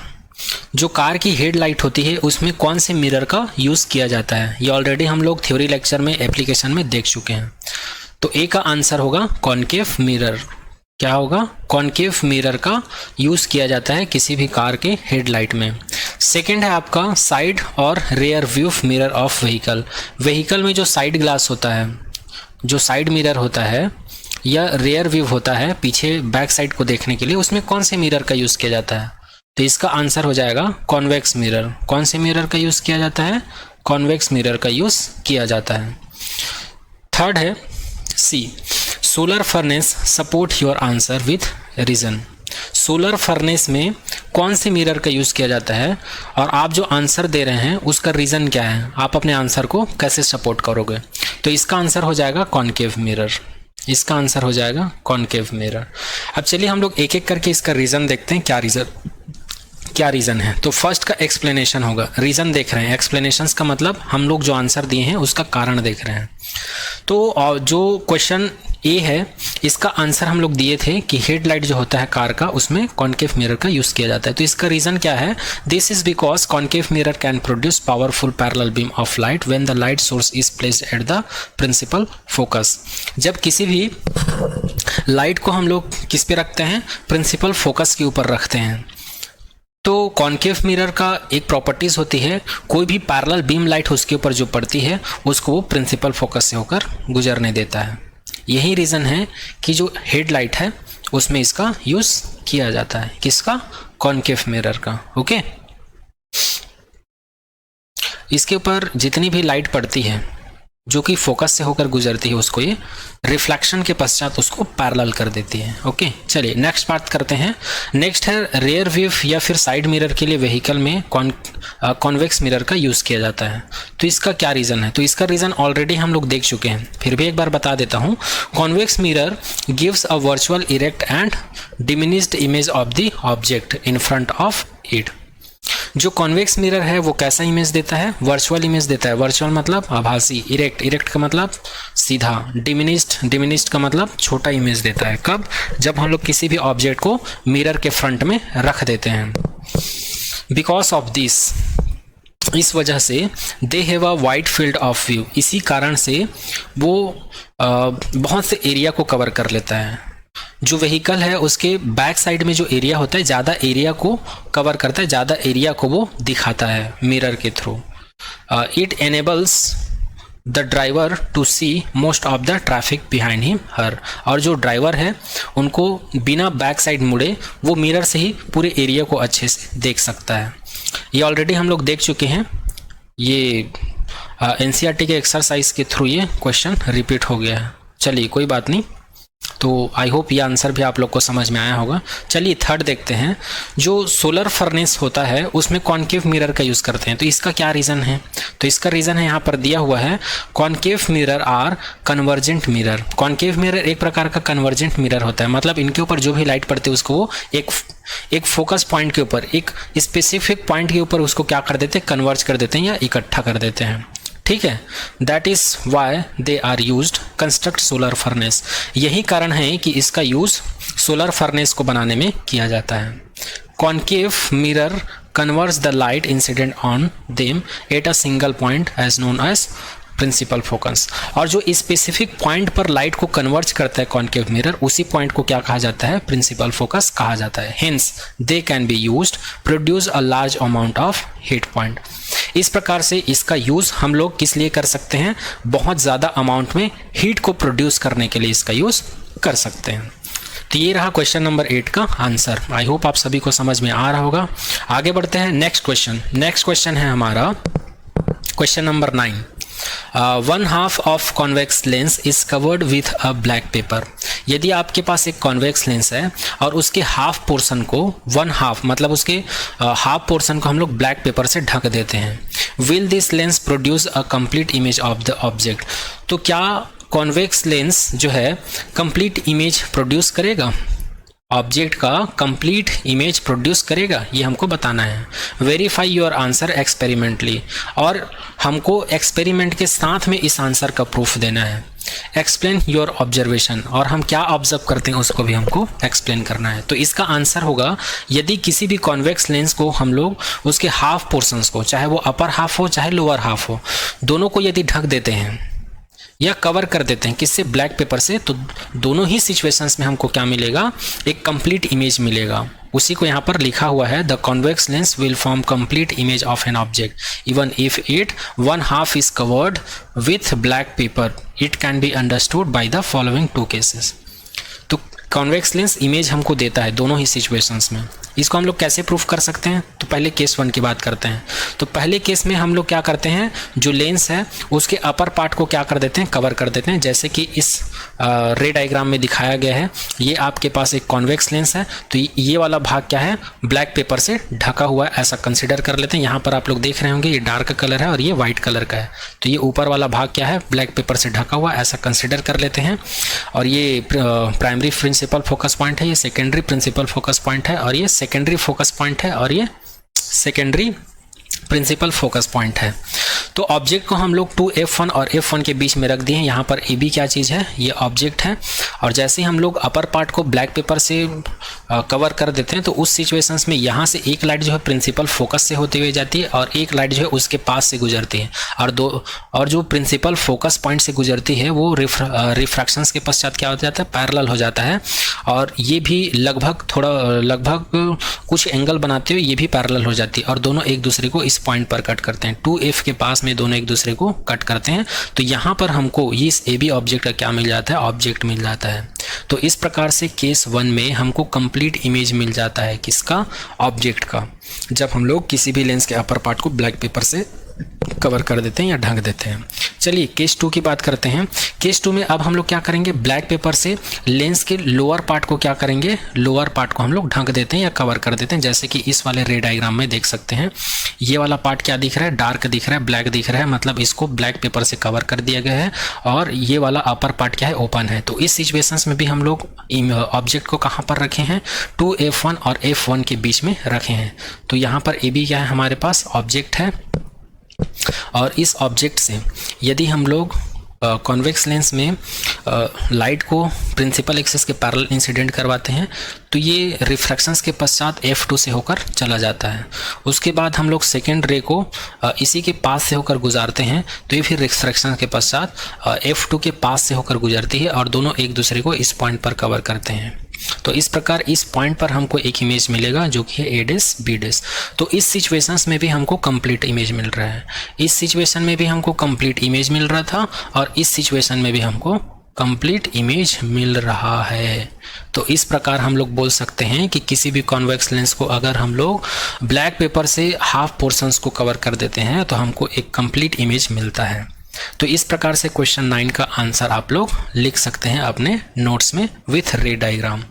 तो ये क्वेश्चन भी हमारा आज का कंप्लीट होता है। चलिए आगे नेक्स्ट क्वेश्चन देखते हैं। नेक्स्ट क्वेश्चन है हमारा क्वेश्चन नंबर 10। क्वेश्चन नंबर 10 क्या बोलता है, an object 5 cm in length is held 25 cm away from a converging lens of focal length 10 cm। हमारे पास एक कन्वर्जिंग लेंस है। कन्वर्जिंग लेंस का मतलब होता है कॉन्वेक्स लेंस, जिसकी फोकल लेंथ कितनी है, 10 है। और एक ऑब्जेक्ट दिया हुआ है जिस ऑब्जेक्ट का लेंथ या हाइट जो है 5 सेंटीमीटर है और उसको कॉन्वेक्स लेंस से 25 सेंटीमीटर से दूर रखा हुआ है। तब आपको क्या करना है, ड्रॉ द रे डायग्राम। हमको रे डायग्राम ड्रॉ करना है और फाइंड द पोजीशन, और इमेज का पोजीशन फाइंड करना है, इमेज का साइज फाइंड करना है और इमेज का नेचर फाइंड करना है। तो ये सारा चीज़ हम लोग को फाइंड करना है। तो चलिए इसका आंसर देख लेते हैं। तो यहाँ पर हमको दिया हुआ है, क्या दिया हुआ है, सबसे पहले हाइट दिया हुआ है h1 = 5 सेंटीमीटर। ऑब्जेक्ट डिस्टेंस दिया हुआ है 25 सेंटीमीटर। यहाँ पर साइन कन्वेंशन लगाएंगे तो कॉन्वेक्स लेंस के लिए ऑब्जेक्ट डिस्टेंस को क्या लिया जाता है, निगेटिव कंसिडर किया जाता है। और फोकल लेंथ जो है 10 सेंटीमीटर दिया हुआ है और इसको कॉन्वेक्स लेंस के लिए पॉजिटिव कंसिडर किया जाता है। Then we have to find out ray diagram. तब हमको क्या ड्रॉ करना है, रे डायग्राम ड्रॉ करना है और पोजीशन फाइंड करना है, साइज और नेचर ऑफ इमेज फाइंड करना है। और हम लोग जानते हैं लेंस फार्मूला। लेंस फार्मूला क्या होता है, 1/f = 1/v - 1/u ये होता है। यहाँ पर f का वैल्यू दिया हुआ है तो f का वैल्यू हम लोग सब्स्टिट्यूट कर देंगे, 1/f हो जाएगा और यहाँ पर 1/v हो जाएगा। ये वैल्यू तो हमको निकालना है, माइनस 1/u का वैल्यू दिया हुआ है -25। अब इस पूरे वैल्यू को जब हम लोग सॉल्व करते हैं तो 1/v यहीं रहेगा और ये माइनस और माइनस ये प्लस हो जाएगा, ठीक है। और जब हम लोग इसको इधर ट्रांसफर कर देंगे तो ये फिर से माइनस हो जाएगा। तो इसको हम लोग लिख सकते हैं 1/v = 1/10 - 1/25। तो 1/v का वैल्यू हम लोग को फाइनली मिल जाएगा। इन दोनों का मल्टीप्लाई कर देंगे तो हम लोग को मिल जाएगा 250। इसका मल्टीप्लाई इधर कर देंगे तो ये हो जाएगा 25। इसका मल्टीप्लाई इधर करेंगे तो ये हो जाएगा 10। जब इन दोनों को सॉल्व करेंगे तो हम लोग को मिल जाता है 15/250। और जब इन दोनों को सॉल्व करेंगे तो हम लोग को मिल जाएगा 3 दी 15 और 5 दी 25। तो ये हो जाएगा 3/50। तो 1/v का वैल्यू हो जाएगा 3/50, या फिर हम लोग इसी को बोल सकते हैं v = 50/3। तो v का जब हम लोग इसको सॉल्व करेंगे तो v का वैल्यू हमको मिल जाएगा 16.66 सेंटीमीटर। तो ये हमारा फर्स्ट आंसर आ चुका है। मतलब ऑब्जेक्ट की पोजीशंस क्या रहेगी, राइट साइड में जो कॉन्वेक्स लेंस है उसके पीछे कहाँ पर हो गई, अप्रॉक्सीमेट 16 सेंटीमीटर पर हमको उसका फोटो या इमेज मिलेगा। यहाँ पर पॉजिटिव साइन क्या बता रहा है, here positive sign so that image will be other side of object. Okay, again हम लोग जानते हैं कॉन्वेक्स लेंस के लिए या लेंस के लिए जो मैग्निफिकेशंस का फॉर्मूला होता है m = h2/h1 होता है। h2 को कहा जाता है हाइट ऑफ इमेज, h1 को कहा जाता है हाइट ऑफ ऑब्जेक्ट, या इसी फॉर्मूले को हम लोग लिख सकते हैं v/u। तो यहाँ पर v का वैल्यू दिया हुआ है 16.66 और u का वैल्यू है -25। जब इन दोनों को सॉल्व करेंगे तो हम लोग को मिल जाता है m = -0.66। तो ये मैग्निफिकेशन है। तो मैग्निफिकेशन जो है नेगेटिव आया है, तो यहाँ पर नेगेटिव साइन का मतलब क्या है, नेगेटिव साइन का मतलब है इमेज क्या होगा, रियल होगा और इन्वर्टेड होगा। ओके, फिर से हम लोग जानते हैं m का वैल्यू h2/h1 = v/u होता है। ओके। यहाँ पर यहाँ पर H2 का वैल्यू निकालना है। तो H2 का वैल्यू निकालने के लिए हम लोग क्या करेंगे, H2 को यहीं रखेंगे और H1 को इधर ट्रांसफर कर देंगे, तो V/U हो जाएगा, इनटू में H1 आ जाएगा। ओके। ये हम लोग क्यों किए हैं, क्योंकि हमको क्वेश्चन में दिया हुआ है ना भाई कि साइज निकालो, तो साइज निकाल रहे हैं। किसका साइज निकालना है, इमेज का साइज, और इमेज के साइज को किससे डिनोट करते हैं, H2 से, इसलिए हम लोग यहाँ पर H2 कैलकुलेट कर रहे हैं। ओके। तो H2 का वैल्यू हो जाएगा, V का वैल्यू है 16.66 इंटू H1 का वैल्यू हमको दिया हुआ है क्वेश्चन में 5 सेंटीमीटर, और U का वैल्यू हमको दिया हुआ है -25 सेंटीमीटर। तो यहाँ पर 5 जो है 5 टाइम में कट जाएगा इससे, तो यहाँ पर हम लोग को मिलेगा -16 इंटू 1/5। यहाँ पर 16.66 को अप्रॉक्सीमेट 16 लिया हुआ है, और जब हम लोग इस वैल्यू को जब सॉल्व करेंगे तो इसका आंसर आ जाएगा H2 = -3.33। तो ये हो जाएगा ऑब्जेक्ट का साइज। ठीक है। तो यहाँ पर H2 का वैल्यू क्या है, नेगेटिव आया है। इसका मतलब ऑब्जेक्ट क्या होगा, डाउनवर्ड होगा। ऑब्जेक्ट क्या होगा, डाउनवर्ड होगा। अब चलिए, जो वैल्यू हम लोग फाइंड किए हैं, क्या वैल्यू फाइंड किए हैं हम लोग, इमेज डिस्टेंस फाइंड किए हैं, मैग्निफिकेशंस फाइंड किए हैं, और इमेज का हाइट फाइंड किए हैं। इन तीनों के बेस पर हम लोग इसका रे डायग्राम ड्रॉ करते हैं। तो इसका रे डायग्राम कुछ ऐसा बनेगा, ये आप लोग देख सकते हैं फिगर के थ्रू। यहाँ पर कॉन्वेक्स लेंस है, यहाँ पर ऑब्जेक्ट को हम लोग 2F1 के पास में रखे हैं, जिसका हाइट है 5 सेंटीमीटर। यहाँ से एक रे जाती है प्रिंसिपल एक्सिस के पैरेलल, जैसे यहाँ पर दिखाया हुआ है। तो ये प्रिंसिपल फोकस से होकर गुजरती है, और एक रे जो है ऑप्टिकल सेंटर से पास होती है, जो सीधा चली जाती है। तो ये दोनों इस पॉइंट पर मिलते हैं। तो यहाँ पर हम लोग को 3.3 सेंटीमीटर हाइट का इमेज प्राप्त होता है। और अगर हम लोग इसकी डिस्टेंस की बात करें तो ये हम लोग निकाल चुके हैं, V = कितना कैलकुलेट किया, 16.66। और ये तो ऑब्जेक्ट डिस्टेंस है, ये हमको क्वेश्चन में दिया हुआ है। तो ऑब्जेक्ट डिस्टेंस है U = -25 सेंटीमीटर। तो ये हो गया रे डायग्राम। ठीक है, रे डायग्राम हो गया क्वेश्चन नंबर 10 के लिए। तो आई होप ये क्वेश्चन भी आप लोग को समझ में आया होगा। ठीक है, चलिए आगे बढ़ते हैं नेक्स्ट क्वेश्चन की तरफ। तो नेक्स्ट क्वेश्चन है क्वेश्चन नंबर 11। क्वेश्चन नंबर 11 में दिया हुआ है, a concave lens of a focal length 15 centimetre forms an image 10 centimetre. हमको कॉन्केव लेंस दिया हुआ है जिसका फोकल लेंथ कितना है, 15 सेंटीमीटर है। Form an image 10 centimetre from a lens, और वो कैसा इमेज बनाता है, 10 सेंटीमीटर की दूरी पर इमेज बनाता है। How far is the object place from a lens. तब हम लोग ऑब्जेक्ट को लेंस से कितनी दूर पर रखें, 10 से हम लोग ऑब्जेक्ट को लेंस से कितनी दूरी पर रखें, इसके लिए हमको क्या करना है, रे डायग्राम ड्रॉ करना है। किसके लिए, कॉन्केव लेंस के लिए। तो सबसे पहले हमको दिया हुआ है फोकल लेंथ। फोकल लेंथ क्या दिया हुआ है, 15 सेंटीमीटर। तो यहाँ पर साइन कन्वेंशन लगाएंगे तो निगेटिव हो जाएगा, क्योंकि हम लोग ऑलरेडी थ्योरी लेक्चर में देख चुके हैं साइन कन्वेंशन में कॉन्केव लेंस के लिए साइन कन्वेंशन क्या होता है, निगेटिव होता है। और यहाँ पर अगर हम लोग इमेज डिस्टेंस की बात करें तो यहाँ पर बोला गया फोकल लेंथ 15 सेंटीमीटर है, और इमेज जो है 10 सेंटीमीटर पर बनता है, 10 सेंटीमीटर की डिस्टेंस पर। और हम लोग को पता है इमेज डिस्टेंस क्या होता है, कॉन्केव लेंस के केस में ये निगेटिव होता है। साइन कन्वेंशन में ये भी हम लोग थ्योरी लेक्चर में देख चुके हैं। तब हमको क्या निकालना है, ऑब्जेक्ट डिस्टेंस निकालना है, क्योंकि यहाँ पर बोला गया है how far is the object place from the lens. Lens से कितनी दूरी पर हम लोग ऑब्जेक्ट को रखें, मतलब ऑब्जेक्ट डिस्टेंस निकालना है। और हमको क्या ड्रॉ करना है, रे डायग्राम ड्रॉ करना है। तो फिर से हम लोग जानते हैं कि मिरर लेंस फॉर्मूला क्या होता है, 1/f = 1/v - 1/u। तो यहाँ पर f का वैल्यू दिया 1/-15, और यहाँ पर v का वैल्यू दिया -10, और u का वैल्यू हमको दिया नहीं है क्योंकि ये निकालना है हमको। तो 1/u को हम लोग यहीं पर रखेंगे। इस फॉर्मूले को हम लोग डायरेक्ट ऐसे भी लिख सकते थे, 1/u = 1/v - 1/f। तो यहाँ पर 1/v का वैल्यू है 1/- u का v का वैल्यू क्या दिया, -10, और f का वैल्यू दिया हुआ है -15। तो हम लोग इसको जब सॉल्व करेंगे तो हम लोग को कुछ ऐसा मिलेगा। यहाँ पर देख सकते हैं 1/u, 1/15, 1/10 माइनस में। जब हम लोग इसको सॉल्व करेंगे तो ये हो जाएगा माइनस माइनस प्लस, और ये हो जाएगा माइनस, हाँ एक ही मतलब है। चलिए तो ये मिल जाएगा। जब हम लोग इसको सॉल्व करेंगे तो इन दोनों का मल्टीप्लाई कर देंगे तो 150 हो जाएगा। 10 को हम लोग यहाँ मल्टीप्लाई करेंगे तो 10 आ जाएगा। 15 का मल्टीप्लाई इधर करेंगे तो ये 15 हो जाएगा। जब इसको सॉल्व करेंगे तो -5/150 आएगा। और जब इसको सॉल्व करेंगे तो ये 5 1 दी 5 और ये हो जाएगा 5 3 द 15 0, तो ये आ जाएगा 1/30। तो फाइनल यहाँ पर हम लोग को मिल जाता है -1/30। और जब हम लोग इसको अरेंज करके लिखेंगे तो u का वैल्यू मिल जाता है हमको -30 सेंटीमीटर। इस प्रकार ऑब्जेक्ट डिस्टेंस हम लोग को मिलेगा 30 सेंटीमीटर। और यहाँ पर नेगेटिव साइन ये बता रहे हैं कि ऑब्जेक्ट का जो डिस्टेंस है वो कॉन्केव लेंस के बैक साइड में, मतलब लेफ्ट साइड में होगा।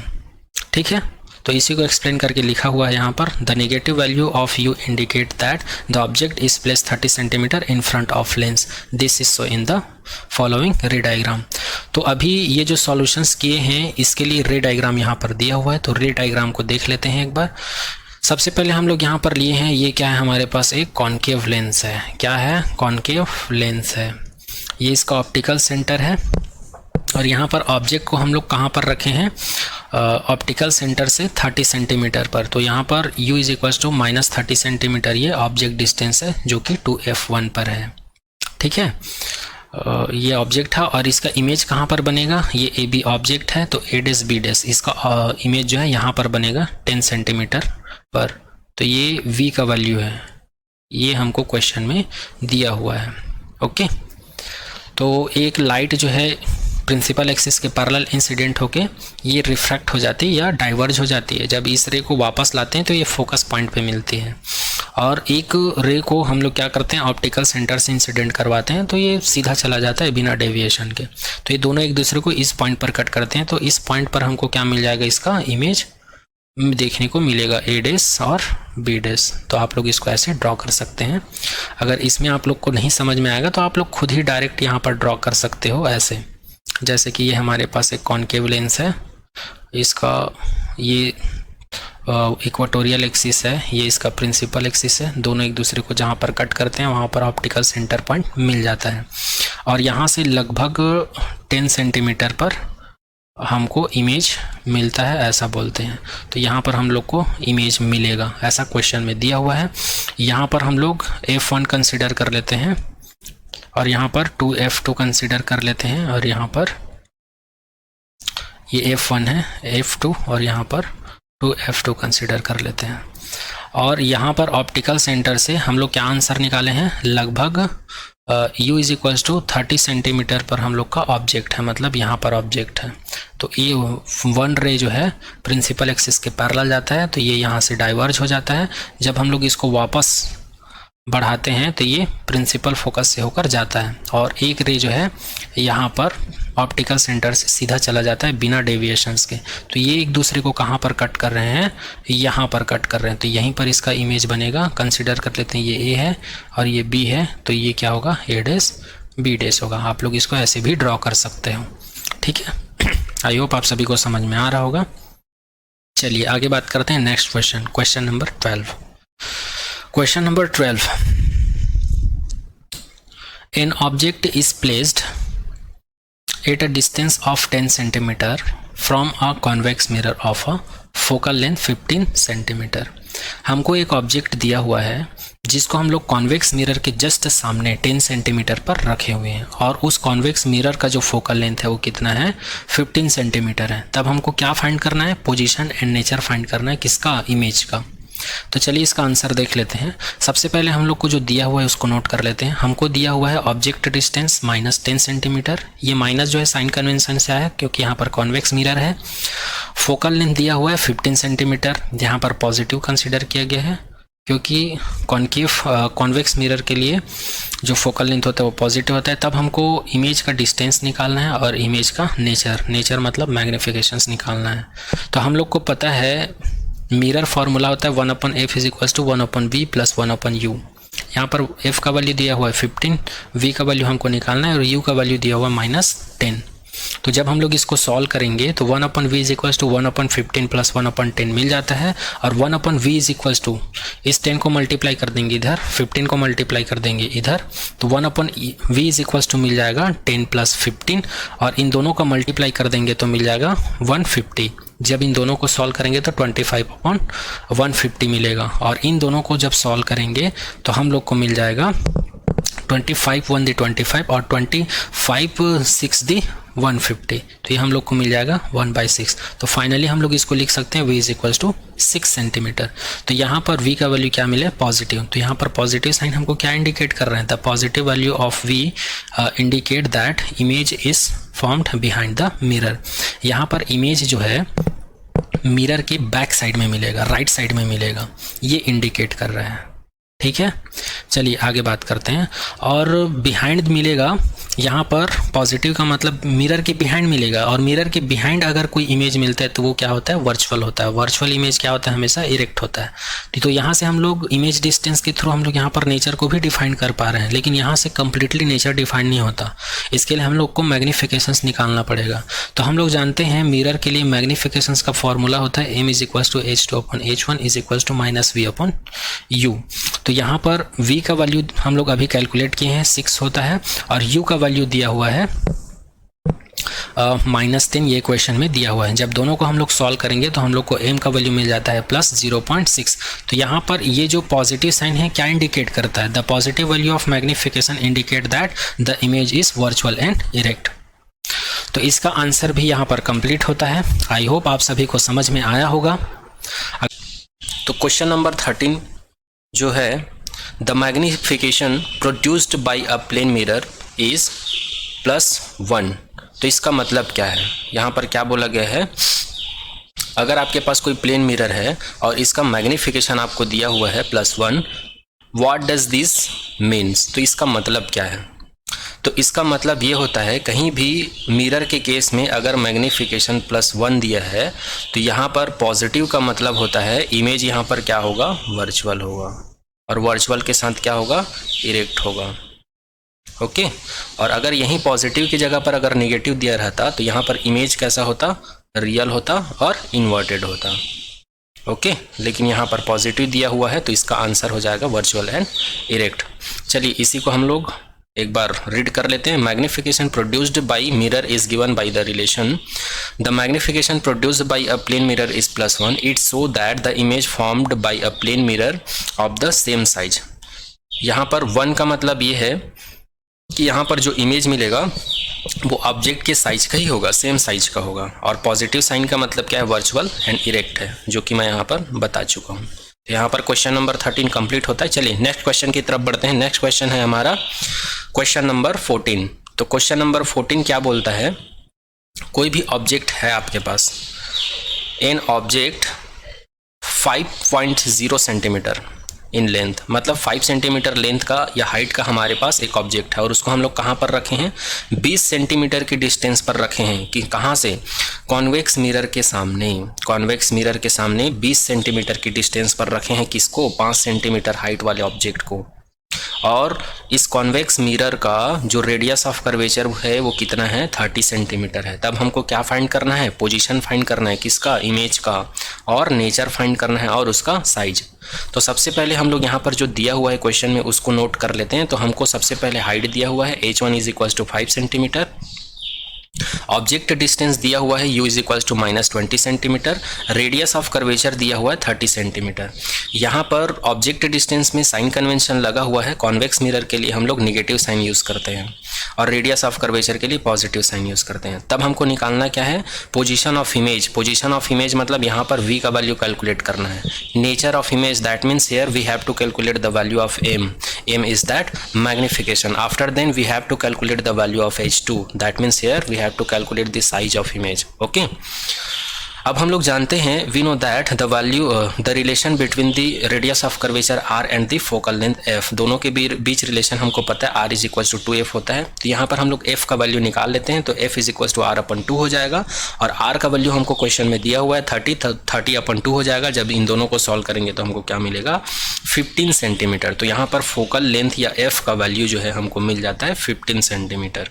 Okay, again we know that, फिर से हम लोग जानते हैं मिरर फार्मूला क्या आता है, 1/f is equals to 1/v plus 1/u। यहाँ पर f का वैल्यू हम लोग निकाल चुके हैं, v का वैल्यू हमको कैलकुलेट करना है और u का वैल्यू हमको क्वेश्चन में दिया हुआ है -20। तो सभी वैल्यू को हम लोग यहाँ पर सब्स्टिट्यूट कर देंगे, तो हमको मिल जाएगा 1/v is equals to 1/15 plus 1/20। Okay, जब इसको हम लोग सॉल्व करेंगे तो हम लोग को कुछ ऐसा सॉल्यूशन मिल जाएगा। 20 को इधर ट्रांसफ़र कर देंगे, 15 को इधर ट्रांसफ़र कर देंगे और 15 और 20 का दोनों का मल्टीप्लाई कर देंगे तो 300 मिल जाएगा। तो 20 + 15 अपॉन 300, 20 + 15 ये हो जाएगा 35 और ये 300, तो ये हो जाएगा 5 × 7 = 35 एंड दी 5 × 6 = 30 एंड 0, तो ये आपको मिल जाएगा 7/60। और 1/v का जो नॉमिनेटर है और डिनोमिनेटर है उसको हम लोग इंटरचेंज कर देंगे, तो v इज इक्वल्स टू हम लोग को मिल जाएगा 60/7। जब इन दोनों को सॉल्व करेंगे तो हम लोग को मिल जाएगा इसका आंसर 8.5 सेंटीमीटर। तो फाइनली हम लोग को पोजीशन ऑफ इमेज प्राप्त हो गई है। यहाँ पर पोजीशन ऑफ इमेज क्या है, +8.5 है। +8.5 का मतलब क्या है, हमें जो इमेज मिलेगा वो राइट साइड में मिलेगा, जो कॉन्वेक्स मिरर है उसके बैक साइड में मिलेगा, और कहाँ कितनी डिस्टेंस पर मिलेगा, 8.5 सेंटीमीटर के डिस्टेंस पर मिलेगा। चलिए अगेन वी नो दैट, फिर से हम लोग जानते हैं मैग्नीफिकेशंस क्या होता है मिरर के लिए, m = h2/h1 होता है, और इसी को हम लोग इस फॉर्म में भी लिख सकते हैं -v/u। तो v का वैल्यू हम लोग निकाल चुके हैं 8.5 और u का वैल्यू हमको दिया हुआ है क्वेश्चन में -20। जब इन दोनों को सॉल्व करेंगे तो हम लोग को कितना आंसर मिलेगा, ये आंसर मिलेगा 17/40, और 17/40 को सॉल्व करेंगे तो 0.42 मिल जाएगा। इस प्रकार हमको m का वैल्यू कितना मिल जाएगा, +0.42। तो यहाँ पर प्लस हमको क्या शो करता है, प्लस यहाँ पर ये शो करता है मैग्नीफिकेशंस का वैल्यू कि यहाँ पर जो इमेज बनेगा उसका नेचर क्या होगा, ये होगा वर्चुअल एंड इरेक्ट। वर्चुअल होगा और कैसा होगा, इरेक्ट होगा। ओके, अब हम लोग को क्या निकालना है, साइज़ निकालना है। साइज़ मतलब h2 निकालना है। तो यहाँ पर फिर से हम लोग को पता है मैग्नीफिकेशंस का फॉर्मूला होता है m = h2/h1। तो h2 निकालना है तो h1 को इधर ट्रांसफ़र कर देंगे, तो h2 का वैल्यू हो जाएगा mh1। h2 = m का वैल्यू हम लोग अभी कैलकुलेट किए हैं, तो यहाँ से वैल्यू को सब्स्टिट्यूट कर देंगे, 0.42 × 5 दोनों को मल्टीप्लाई कर देंगे तो 2.10 हो जाएगा। तो फाइनली h2 का वैल्यू हमको मिल जाएगा 2.10, और ये भी हमारा किस में आया है, पॉजिटिव में आया है। तो यहाँ पर पॉजिटिव का मतलब ये है कि जो इमेज है उसका डायरेक्शंस क्या होगा, अपवर्ड होगा, पॉजिटिव का मतलब। तो उसी को यहाँ पर लिखा हुआ है, the positive value of image height indicates that the image formed is erect, therefore the image formed is virtual, erect and smaller in size. तो इस प्रकार से हमारा क्वेश्चन नंबर 14 भी कंप्लीट होता है। आई होप आप सभी को समझ में आ रहा होगा। चलिए नेक्स्ट क्वेश्चन की तरफ बढ़ते हैं। नेक्स्ट क्वेश्चन है हमारा क्वेश्चन नंबर 15। तो क्वेश्चन नंबर 15 क्या बोलता है, question number 15, an object of size 7 centimetre is placed eight 27 centimetre in front of concave mirror of a focal length 18 centimetre. हमको कॉन्केव मिरर दिया हुआ है और इस कॉन्केव मिरर का फोकल लेंथ 18 सेंटीमीटर है। Focal length that means f का value है, और एक ऑब्जेक्ट दिया हुआ है जिसका हाइट कितना है, 7 सेंटीमीटर है, और उसको हम लोग कहाँ पर रखे हैं, कॉन्केव मिरर के सामने में रखे हुए हैं। किस डिस्टेंस पर रखे हुए हैं, 27 सेंटीमीटर पर। At what distance from the mirror should screen be placed, तब हम लोग मिरर के सामने स्क्रीन को कहाँ पर रखें, so that a sharp focused image can be obtain, ताकि हमको एक साफ सुथरा, इसका मतलब होता है शार्प का मतलब अच्छा सा साफ हमको इमेज प्राप्त हो सके। Find the size and nature of the image, और साथ में हमको साइज भी निकालना है, साइज मतलब h2 का वैल्यू निकालना है, साथ में हमको नेचर भी फाइंड करना है। नेचर मतलब मैग्नीफिकेशंस फाइंड करना है कि रियल होगा या वर्चुअल होगा इमेज। तो ये आपका क्वेश्चन नंबर 15 है। तो सबसे पहले जो दिया हुआ है उसको हम लोग नोट कर लेते हैं। हमको दिया हुआ है h1 का वैल्यू 7 सेंटीमीटर और ऑब्जेक्ट डिस्टेंस का वैल्यू दिया है 20 सेंटीमीटर। यहाँ पर साइन कन्वेंशन लगाएंगे कॉन्केव मिरर के लिए, तो यहाँ पर नेगेटिव आ जाएगा।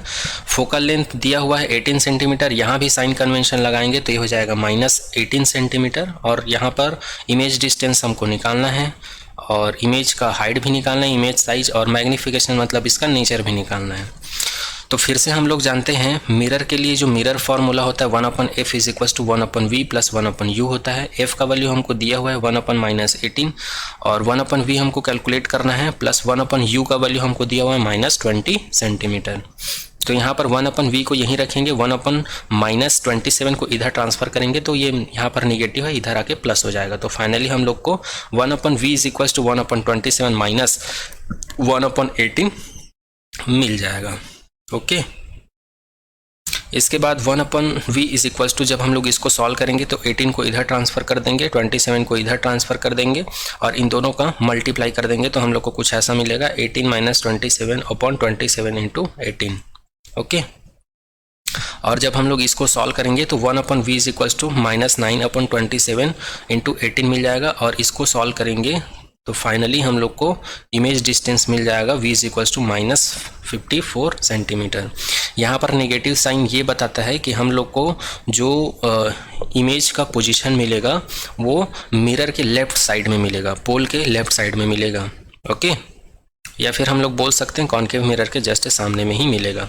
चलिए नेचर की बात करते हैं। नेचर निकालने के लिए हम लोग को मिरर का मैग्नीफिकेशन फार्मूला पता है, m is equals to -v/u होता है, -v/u होता है। तो v का वैल्यू हम लोग अभी कैलकुलेट किए -54, लेकिन यहाँ पर एक माइनस पहले से है तो ये माइनस माइनस प्लस हो जाएगा और u का वैल्यू हमको क्वेश्चन में दिया हुआ है -27। इन दोनों को जब हम लोग सॉल्व करेंगे तो हम लोग को आंसर मिल जाएगा m का वैल्यू -2। यहाँ पर नेगेटिव साइन क्या इंडिकेट करता है? The negative value of magnification indicates that the image formed is real and inverted लिख लीजिएगा आप लोग। तो ये हो गया इमेज का नेचर। अब हम लोग को क्या निकालना है? साइज निकालना है। तो साइज निकालने के लिए फिर हम लोग मिरर का मैग्नीफिकेशन फार्मूला अप्लाई करेंगे तो m is equals to h2/h1 हो जाएगा। यहाँ से h2 का वैल्यू निकालना है तो h2 is equals to mh1 हो जाएगा और यहाँ पर m का वैल्यू हम लोग जस्ट अभी कैलकुलेट किए हैं -2 हो जाएगा। तो h2 is equals to -2 into 7 हो जाएगा, दोनों को मल्टीप्लाई कर देंगे तो ये हो जाएगा 14। तो h2 का वैल्यू हमको कितना मिल गया? -14 सेंटीमीटर। ये निगेटिव साइन आया है तो ये निगेटिव साइन क्या इंडिकेट करता है? जो ऑब्जेक्ट है उसका डायरेक्शंस क्या होगा? डाउनवर्ड होगा या इन्वर्टेड होगा। तो इस प्रकार से क्वेश्चन नंबर 15 भी आपका कंप्लीट होता है। आई होप आप सभी को समझ में आ रहा होगा। फिर भी अगर कुछ डाउट रह जाता है तो आप लोग कमेंट सेक्शन में कमेंट कर सकते हैं। यहाँ पर जो निगेटिव साइन है उसी को यहाँ पर लिखा हुआ है, the negative value of image height indicates that the image formed is inverted. Okay, next question देखते हैं। Question number 16, find the focal length of lens of power -2 dioptre, what type of lens is this. हमको focal length दिया हुआ है किसी lens का जिसकी power है -2 डायोप्टर। तब हमको बताना है कि ये लेंस जो है कौन सा लेंस है। तो सबसे पहले दिया हुआ है उसको नोट कर लेते हैं। हमको दिया हुआ है पावर -2 डायोप्टर, हमको फोकल लेंथ निकालनी है और लेंस का टाइप्स भी बताना है। तो हम लोग को पता है पावर और फोकल लेंथ के बीच का रिलेशंस क्या होता है? p is equals to 1/f होता है। फोकल लेंथ निकालना है इसलिए इसको इधर ट्रांसफर कर देंगे, इसको इधर, तो f is equals to 1/p मिल जाएगा। p का वैल्यू हमको दिया हुआ है -2, तो फोकल लेंथ का वैल्यू आ जाएगा -0.5 सेंटीमीटर। तो यहाँ पर निगेटिव साइन ये इंडिकेट करता है, यहाँ पर लिखा हुआ है a concave lens has a negative focal length, hence it is a concave lens. मतलब यहाँ पर नेगेटिव आया है और नेगेटिव कौन से लेंस का फोकल लेंथ होता है? वो होता है कॉन्केव लेंस का। तो यहाँ पर जो लेंस होगा वो कौन सा लेंस होगा? Concave lens. यही आपका आंसर होगा।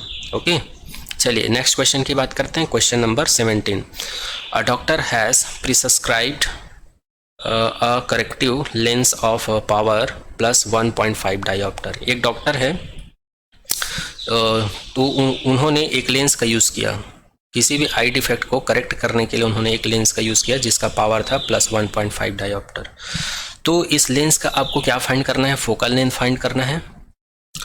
Is the prescribed lens diverging और कन्वर्जिंग, और आपको ये बताना है कि उन्होंने जो लेंस किया वो डाइवर्जिंग है कि कन्वर्जिंग है, दैट मीन्स कॉन्केव है कि कॉन्वेक्स है। तो सबसे पहले हमको जो दिया हुआ है उसको नोट कर लेते हैं। हमको दिया हुआ है पावर +1.5 डायोप्टर, तो इसका फोकल लेंथ क्या होगा? तो इस फॉर्मूले का यूज़ करके हम लोग कैलकुलेट करेंगे। f is equals to 1/p is equals to f is equals to 1/1.5। इन दोनों को सॉल्व करेंगे तो 10/15 आएगा और इन दोनों को सॉल्व करेंगे तो f का वैल्यू मिलेगा 0.66 सेंटीमीटर। यहाँ पर पॉजिटिव मिल रहा है फोकल लेंथ। इसका मतलब क्या है? यहाँ पर जो लेंस यूज़ किए हैं डॉक्टर के द्वारा, ठीक है, वो कौन सा लेंस है जी? निगेटिव हमको किस में मिलता है? कॉन्केव लेंस में। तो पॉजिटिव किस में मिलेगा? कॉन्वेक्स लेंस में। मतलब डॉक्टर ने आई डिफेक्ट को करेक्ट करने के लिए जो यूज़ किए हैं लेंस, वो कौन सा लेंस है? कन्वर्जिंग लेंस है, कन्वर्जिंग लेंस को ही कॉन्वेक्स लेंस बोला जाता है। तो यहाँ पर वही चीज़ लिखा हुआ है, a convex lens has a positive focal length, hence it is a convex lens और कन्वर्जिंग लेंस। ओके, तो यही इसका क्या हो जाएगा, आंसर होगा। ओके, आई होप आप सभी को समझ में आया होगा। अगर फिर भी कुछ डाउट रह जाता है तो आप लोग कमेंट सेक्शन में कमेंट कर दीजिएगा। ओके, अब आगने वाले हैं, आप लोग के एनसीईआरटी बुक में कुछ एग्जाम्पल्स दिए हुए हैं चैप्टर 10 के अंदर में, तो उन्हीं एग्जाम्पल्स को हम लोग आज करने वाले हैं। ओके, तो चलिए स्टार्ट करते हैं। आपकी बुक में एक एग्जाम्पल दिया हुआ है, एग्जाम्पल 10.1, इसको पहले सॉल्व कर लेते हैं। चलिए एक बार रीड कर लेते हैं एग्जाम्पल क्या है। A convex mirror used for rear view on an automobile has a radius of curvature of 3 metre. हम लोग को पता है कॉन्वेक्स मिरर का रेयर व्यू के लिए व्हीकल में यूज़ करते हैं, ये तो पता है। तो जो मिरर लगा हुआ है व्हीकल्स में, उसका रेडियस ऑफ कर्वेचर कितना है, 3 सेंटीमीटर है। इफ़ अ बस इज़ लोकेटेड एट 5 मीटर, और एक बस है उसको मिरर से 5 मीटर की दूरी पर रखा हुआ है या स्टेबल किया हुआ है। From this mirror find the position, तब हमको पोजीशन निकालना है उसके इमेज का, मतलब यहाँ पर हमको v का वैल्यू कैलकुलेट करना है, और हमको क्या निकालना है, नेचर निकालना है। Nature that means here we have to calculate the value of magnification, and size that means here we have to also calculate the value of h2। Okay, तो सबसे पहले जो दिया हुआ है उसको लिख लेते हैं। तो हमको दिया हुआ है radius of curvature r is equals to +3 metres, object distance मतलब u का वैल्यू दिया है 5 मीटर्स, यहाँ पर साइन कन्वेंशन यूज़ किया हुआ है। रेडियस ऑफ कर्वेचर हम लोग कॉन्वेक्स मिरर के लिए पॉजिटिव कंसीडर करते हैं और ऑब्जेक्ट डिस्टेंस को निगेटिव कंसीडर करते हैं। ये सारा चीज़ हम लोग थ्योरी पार्ट में कर चुके हैं साइन कन्वेंशन में। ओके, नेक्स्ट हमको निकालना क्या है, इमेज डिस्टेंस। इमेज डिस्टेंस मतलब v का वैल्यू कैलकुलेट करना है। हाइट ऑफ द इमेज मतलब h डेस, या इसी को हम लोग h2 कंसीडर कर लेते हैं, ये वैल्यू हमको कैलकुलेट करना है। ओके, अगेन हम लोग को पता है फोकल लेंथ और रेडियस ऑफ कर्वेचर के बीच रिलेशन होता है f is equals to r/2। तो r का वैल्यू है 3, 2 का तो वो कांस्टेंट है, तो 3/2 हो जाएगा। इन दोनों को सॉल्व करेंगे तो f का वैल्यू हो जाएगा +1.50 मीटर। ओके, तो यहाँ पर फोकल लेंथ का वैल्यू हमको क्या मिल गया जी, +1.50, ये हमारा फोकल लेंथ निकल गया। ओके, यहाँ पर पॉजिटिव साइन आया है। ओके, अब हम लोग क्या करेंगे, हम लोग मिरर फार्मूला यूज़ करेंगे। तो मिरर फार्मूला हम लोग को पता है 1/f is equals to 1/u + 1/v होता है। अब यहाँ पर हमको f का भी वैल्यू मिल गया है, u का वैल्यू हमको क्वेश्चन में दिया हुआ है, तो यहाँ पर 1/v का वैल्यू इसलिए कैलकुलेट कर सकते हैं। तो इसी फार्मूले को हम लोग ऐसा लिख लेते हैं, 1/v is equals to 1/f minus 1/u। तो यहाँ पर f का वैल्यू सब्स्टिट्यूट कर देंगे और u का वैल्यू सब्स्टिट्यूट कर देंगे, तो ये हमको मिल जाएगा 1/1.50 minus 1/-5 is equals to 1/1.50 plus ये माइनस और माइनस क्या हो जाएगा, प्लस हो जाएगा, तो 1/5 हो जाएगा। और जब इन दोनों को सॉल्व करेंगे तो ये कुछ ऐसा आएगा, इसका मल्टीप्लाई इधर करेंगे, इसका मल्टीप्लाई इधर करेंगे, तो यहाँ पर हम लोग को कुछ ऐसा देखने को मिलेगा 5 + 1.50 अपॉन में, और इन दोनों का मल्टीप्लाई कर देंगे तो ये हो जाएगा 7.50। और जब इसको सॉल्व करेंगे तो हम लोग को v का वैल्यू मिल जाएगा +7.50 अपॉन 6.50, ऐसा कुछ हमको मिल जाएगा। यहाँ पर एक्चुअल में ये 1/v का वैल्यू है, यहाँ पर नॉमिनेटर और डिनोमिनेटर को इंटरचेंज किया हुआ है, तब जाके हमको कुछ ऐसा मिला है, v is equals to 7.50 upon 6.50। जब इन दोनों को सॉल्व करेंगे तो हम लोग को मिल जाएगा +1.15 मीटर। ओके, चलिए, तो आई होप ये आप सभी को समझ में आया होगा। ये कैलकुलेशन पार्ट है, यहाँ पर addition, subtractions and multiplication, division के अलावा कुछ नहीं करना है। और आई होप आप सभी को मल्टीप्लिकेशन, डिवीज़न, एडिशन, सब्सट्रैक्शन आता ही होगा। फिर भी अगर ये कैलकुलेशन आप लोग को नहीं समझ में आता तो कमेंट सेक्शन में कमेंट कर दीजिएगा, इसको मैं सॉल्व कर दूँगा। ओके, चलिए अब आगे हम लोग देखते हैं। यहाँ पर हम लोग को इमेज डिस्टेंस क्या मिल गया, 1.15 मीटर, और यहाँ पर ये पॉजिटिव साइन है। पॉजिटिव साइन है, इसका मतलब क्या है, हमको पोल के राइट साइड में हमको इमेज देखने को मिलेगा। या फिर मिरर के पीछे बैक साइड हमको क्या देखने को मिलेगा, ऑब्जेक्ट को देखने को मिलेगा। चलिए अब मैग्निफिकेशंस कैलकुलेट कर लेते हैं, यहाँ से हमको इमेज का नेचर समझ में आ जाएगा। तो मैग्निफिकेशंस का फॉर्मूला हमको पता है m is equals to h dash upon h, इसी को हम लोग h टू अपॉन एच भी कर सकते हैं। एच डैश यहाँ पर हाइट ऑफ इमेज है और h यहाँ पर हाइट ऑफ ऑब्जेक्ट है, और इसी फॉर्मूले को हम लोग माइनस v अपॉन यू भी लिख सकते हैं। तो v का वैल्यू हम लोग अभी जस्ट कैलकुलेट किए हैं यहाँ पर प्लस 1.15 मीटर, और u का वैल्यू हमको ऑलरेडी क्वेश्चन में दिया हुआ है -5 मीटर। तो इन दोनों को कैलकुलेट करने के बाद हमको जो मैग्निफिकेशन का जो वैल्यू मिल जाता है वो है m is equals to plus 0.23। तो यहाँ पर मैग्निफिकेशंस का वैल्यू हमको क्या मिला है जी, पॉजिटिव मिला है। और मैग्निफिकेशन जब पॉजिटिव होता है तो ये क्या इंडिकेट करता है, तो ये इंडिकेट करता है हमको जो वैल्यू मिला है वो वहाँ पर जो इमेज होगा वो कैसा होगा, वर्चुअल होगा। कैसा होगा, वर्चुअल होगा, और वर्चुअल है इसका मतलब वो इरेक्ट भी होगा। और अगर हम लोग साइज़ की बात करें तो ये 0.23 है, तो ये बहुत छोटा है, मतलब साइज में क्या होगा, स्मॉल होगा। साइज क्या होगा, स्मॉल होगा। तो यही चीज़ यहाँ पर लिखा हुआ है। तो इस प्रकार से एग्जाम्पल नंबर 10.1 आपका यहाँ पर कंप्लीट हो जाता है। आई होप आप सभी को समझ में आ रहा होगा। चलिए नेक्स्ट एग्जाम्पल की तरफ बढ़ते हैं। तो नेक्स्ट एग्जाम्पल की तरफ बढ़ते हैं। तो नेक्स्ट एग्जाम्पल है 10.2। यहाँ पर एक बार क्वेश्चन को रीड कर लेते हैं। An object 4 centimetre in size. आपको एक ऑब्जेक्ट दिया हुआ है जिसका साइज क्या है, या हाइट क्या है, 4 सेंटीमीटर है, और उसको कहाँ पर रखा हुआ है, 25 सेंटीमीटर पे रखा हुआ है। किसके सामने रखा हुआ है, कॉन्केव मिरर के सामने रखा हुआ है, और जो कॉन्केव मिरर दिया हुआ है उसका फोकल लेंथ कितना है, 15 सेंटीमीटर है। तब हमको निकालना है कि स्क्रीन को हम लोग कहाँ पर रखें, हम लोग स्क्रीन को कहाँ पर रखें ताकि ऑब्जेक्ट का इमेज जो हमको अच्छे से शार्प इमेज प्राप्त कर सकें। शार्प इमेज मतलब क्लीन एंड क्लियर इमेज देख सकें। और हमको साथ में फाइंड करना है इमेज का नेचर और उसका साइज। तो अभी हम लोग 10.1 एग्जाम्पल किए हैं, सेम वैसा ही क्वेश्चन है ये भी। तो इसको आप लोग खुद से कर सकते हैं, फिर भी एक बार डिफाइन कर देता हूँ मैं। तो सबसे पहले हमको जो दिया हुआ है उसको नोट कर लेते हैं। ऑब्जेक्ट का साइज दिया हुआ है h is equals to plus 4 centimetre. Object distance दिया हुआ है u is equals to -25 centimetre. फिर यहाँ पर साइन कन्वेंशन लिया गया है निगेटिव। जो कॉन्केव मिरर होता है उसके लिए ऑब्जेक्ट डिस्टेंस क्या होता है, नेगेटिव होता है। फोकल लेंथ दिया हुआ है f is equals to 15 centimetre. यहाँ भी साइन कन्वेंशन यूज़ किया है, हम लोग को पता है, थ्योरी लेक्चर में देख चुके हैं साइन कन्वेंशन में। कॉन्केव मिरर के लिए फोकल लेंथ क्या होता है, नेगेटिव होता है। इमेज डिस्टेंस की अगर बात करें तो ये हमको नहीं दिया हुआ है क्वेश्चन में, ये हमको कैलकुलेट करना है। इमेज साइज की बात करें, ये भी नहीं दिया हुआ, ये हमको कैलकुलेट करना है। ओके, तो चलिए कैलकुलेट करते हैं। तो सबसे पहले हम लोग को पता है कि मिरर का फॉर्मूला क्या होता है, 1/f is equals to 1/u plus 1/v।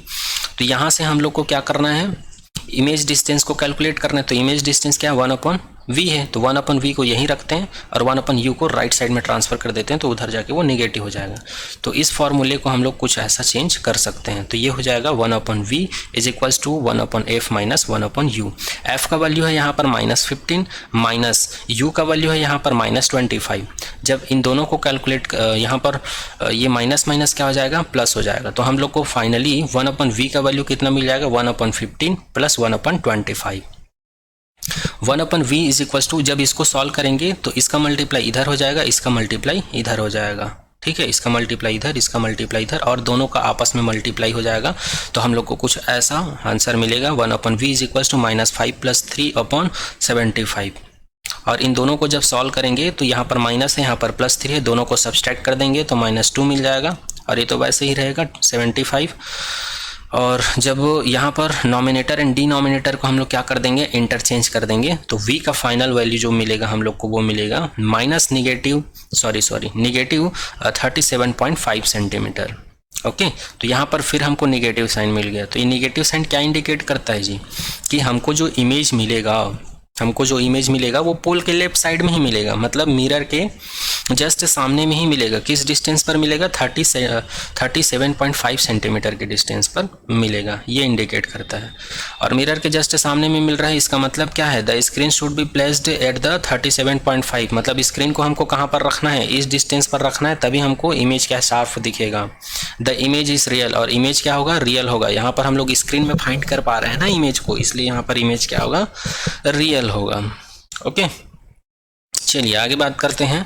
अब हम लोग को पता है मैग्निफिकेशंस का फॉर्मूला क्या होता है मिरर के लिए। ये होता है height of image upon height of object, या इसी को लिख सकते हैं -v अपॉन u। तो ये फॉर्मूला हम लोग अप्लाई कर देंगे और हमको क्या निकालना है, साइज ऑफ इमेज निकालना है। That means here we have to calculate the value of h dash, therefore h dash left side में रहेगा, बाकी जो पैरामीटर है उसको हम लोग राइट साइड में ट्रांसफर कर देंगे। तो h डैश का वैल्यू हमको मिल जाएगा -vh अपॉन u, और v का वैल्यू हम लोग अभी जस्ट कैलकुलेट किए हैं -37.5 सेंटीमीटर, और h का वैल्यू हमको दिया हुआ है +4 सेंटीमीटर, अपॉन u का वैल्यू भी हमको दिया हुआ है -25.0 सेंटीमीटर। तो यहाँ पर इसको सॉल्व करने के बाद हमको h डैश का जो वैल्यू मिलेगा, h डैश का जो वैल्यू मिलेगा वो कितना मिल जाएगा, h dash is equals to -6 centimetre, ये हमको मिल जाएगा। तो यहाँ पर h डैश जो है क्या मिला है हमको, नेगेटिव। तो यहाँ पर ये नेगेटिव साइन मिला है, तो ये क्या इंडिकेट करता है जी, हमारा इमेज क्या होगा, इनलार्ज होगा। हमारा इमेज क्या होगा, इनलार्ज होगा। हमारा इमेज नहीं, जो ऑब्जेक्ट रखे हैं मिरर के सामने उसका इमेज क्या होगा, इनलार्ज होगा। और कैसा होगा, इन्वर्टेड होगा। इन्वर्टेड है करके कैसे पता चला, क्योंकि यहाँ निगेटिव साइन क्या इंडिकेट करता है, डाउनवर्ड डायरेक्शन में होगा ना इमेज, डाउनवर्ड। डाउनवर्ड का मतलब क्या होता है, इन्वर्टेड। तो इस प्रकार ये एग्जाम्पल 10.2 कंप्लीट होता है। आई होप आप सभी को समझ में आ रहा होगा। चलिए अब ये इस चैप्टर का लास्ट 2 क्वेश्चन बचा हुआ है, जो कि है एग्जाम्पल 10.3 एंड एग्जाम्पल 10.4। तो 10.4 आप लोग खुद कर लीजिएगा। एक क्वेश्चन पूरे चैप्टर में केवल एक मात्र क्वेश्चन मैं छोड़ रहा हूँ आप लोग के लिए, ठीक है। तो 10.3 को मैं खुद ही डिफाइन कर देता हूँ। इसको भी आप लोग खुद कर सकते हैं, क्योंकि इतना सारा क्वेश्चन कर लिए हैं, आप लोग का प्रैक्टिस हो चुका होगा। A concave lens has focal length, हमको एक कॉन्केव लेंस दिया हुआ है जिसका फोकल लेंथ कितना है, 15 सेंटीमीटर है। तो हमको at what distance should be the object from the lens be placed so that if the form image at 10 centimeter from the lens। तो हम लोग लेंस की पोजीशंस को कहाँ पर रखें ताकि हमको इमेज का जो डिस्टेंस है लेंस से कितना मिले, 10 सेंटीमीटर मिले। Also find the magnification produced by lens, और हमको मैग्निफिकेशंस भी फाइंड करना है। तो ये आपका क्वेश्चन है एग्जाम्पल 10.3 का। तो सबसे पहली चीज़ यहाँ पर हमको लेंस दिया हुआ है, वो कौन सा है, कॉन्केव लेंस है। और हमको पता है कॉन्केव लेंस में जो इमेज मिलता है वो वर्चुअल होता है, इरेक्ट होता है, ये हमको पता है। और वर्चुअल इरेक्ट का मतलब ये है कि कॉन्केव लेंस में जिधर ऑब्जेक्ट रखे हैं उधर ही हमको क्या मिलेगा, ऑब्जेक्ट मिलेगा, ये भी पता है। तो हमको दिया हुआ है image distance u is equals to -10 centimetre, sorry v is equals to -10 centimetre. Focal length हमको दिया हुआ है -15 सेंटीमीटर। यहाँ पर साइन कन्वेंशन लगा हुआ है इसलिए निगेटिव आया हुआ है। मैं थ्योरी लेक्चर में साइन कन्वेंशन का अच्छे से कराया हूँ, तो आप लोग जाकर उसे देख सकते हैं। जब तक साइन कन्वेंशन आप लोग को समझ में नहीं आएगा तब तक न्यूमेरिकल क्वेश्चन भी आप लोग को समझ में नहीं आएगा कि कहाँ पर नेगेटिव साइन यूज़ किया जा रहा है कि कहाँ पर पॉजिटिव साइन यूज़ किया जा रहा है। और ये चीज़ मैं थ्योरी लेक्चर में भी बता दिया था आप लोग को। चलिए आगे देखते हैं। अब हम लोग को ऑब्जेक्ट डिस्टेंस निकालना है कि हम लोग ऑब्जेक्ट को कहाँ पर रखें ताकि हमको जो इमेज है वो 10 सेंटीमीटर पर मिले लेंस से। तो हम लोग को पता है लेंस फार्मूला होता है 1/v minus 1/u is equals to 1/f। यहाँ पर हम लोग को u का वैल्यू निकालना है, तो इसलिए u को हम लोग क्या करते हैं, राइट साइड में ट्रांसफर कर देते हैं और 1/f को लेफ्ट साइड में। तो फाइनली हम लोग को 1/u इज इक्वल्स टू मिल जाएगा 1/v माइनस 1/f।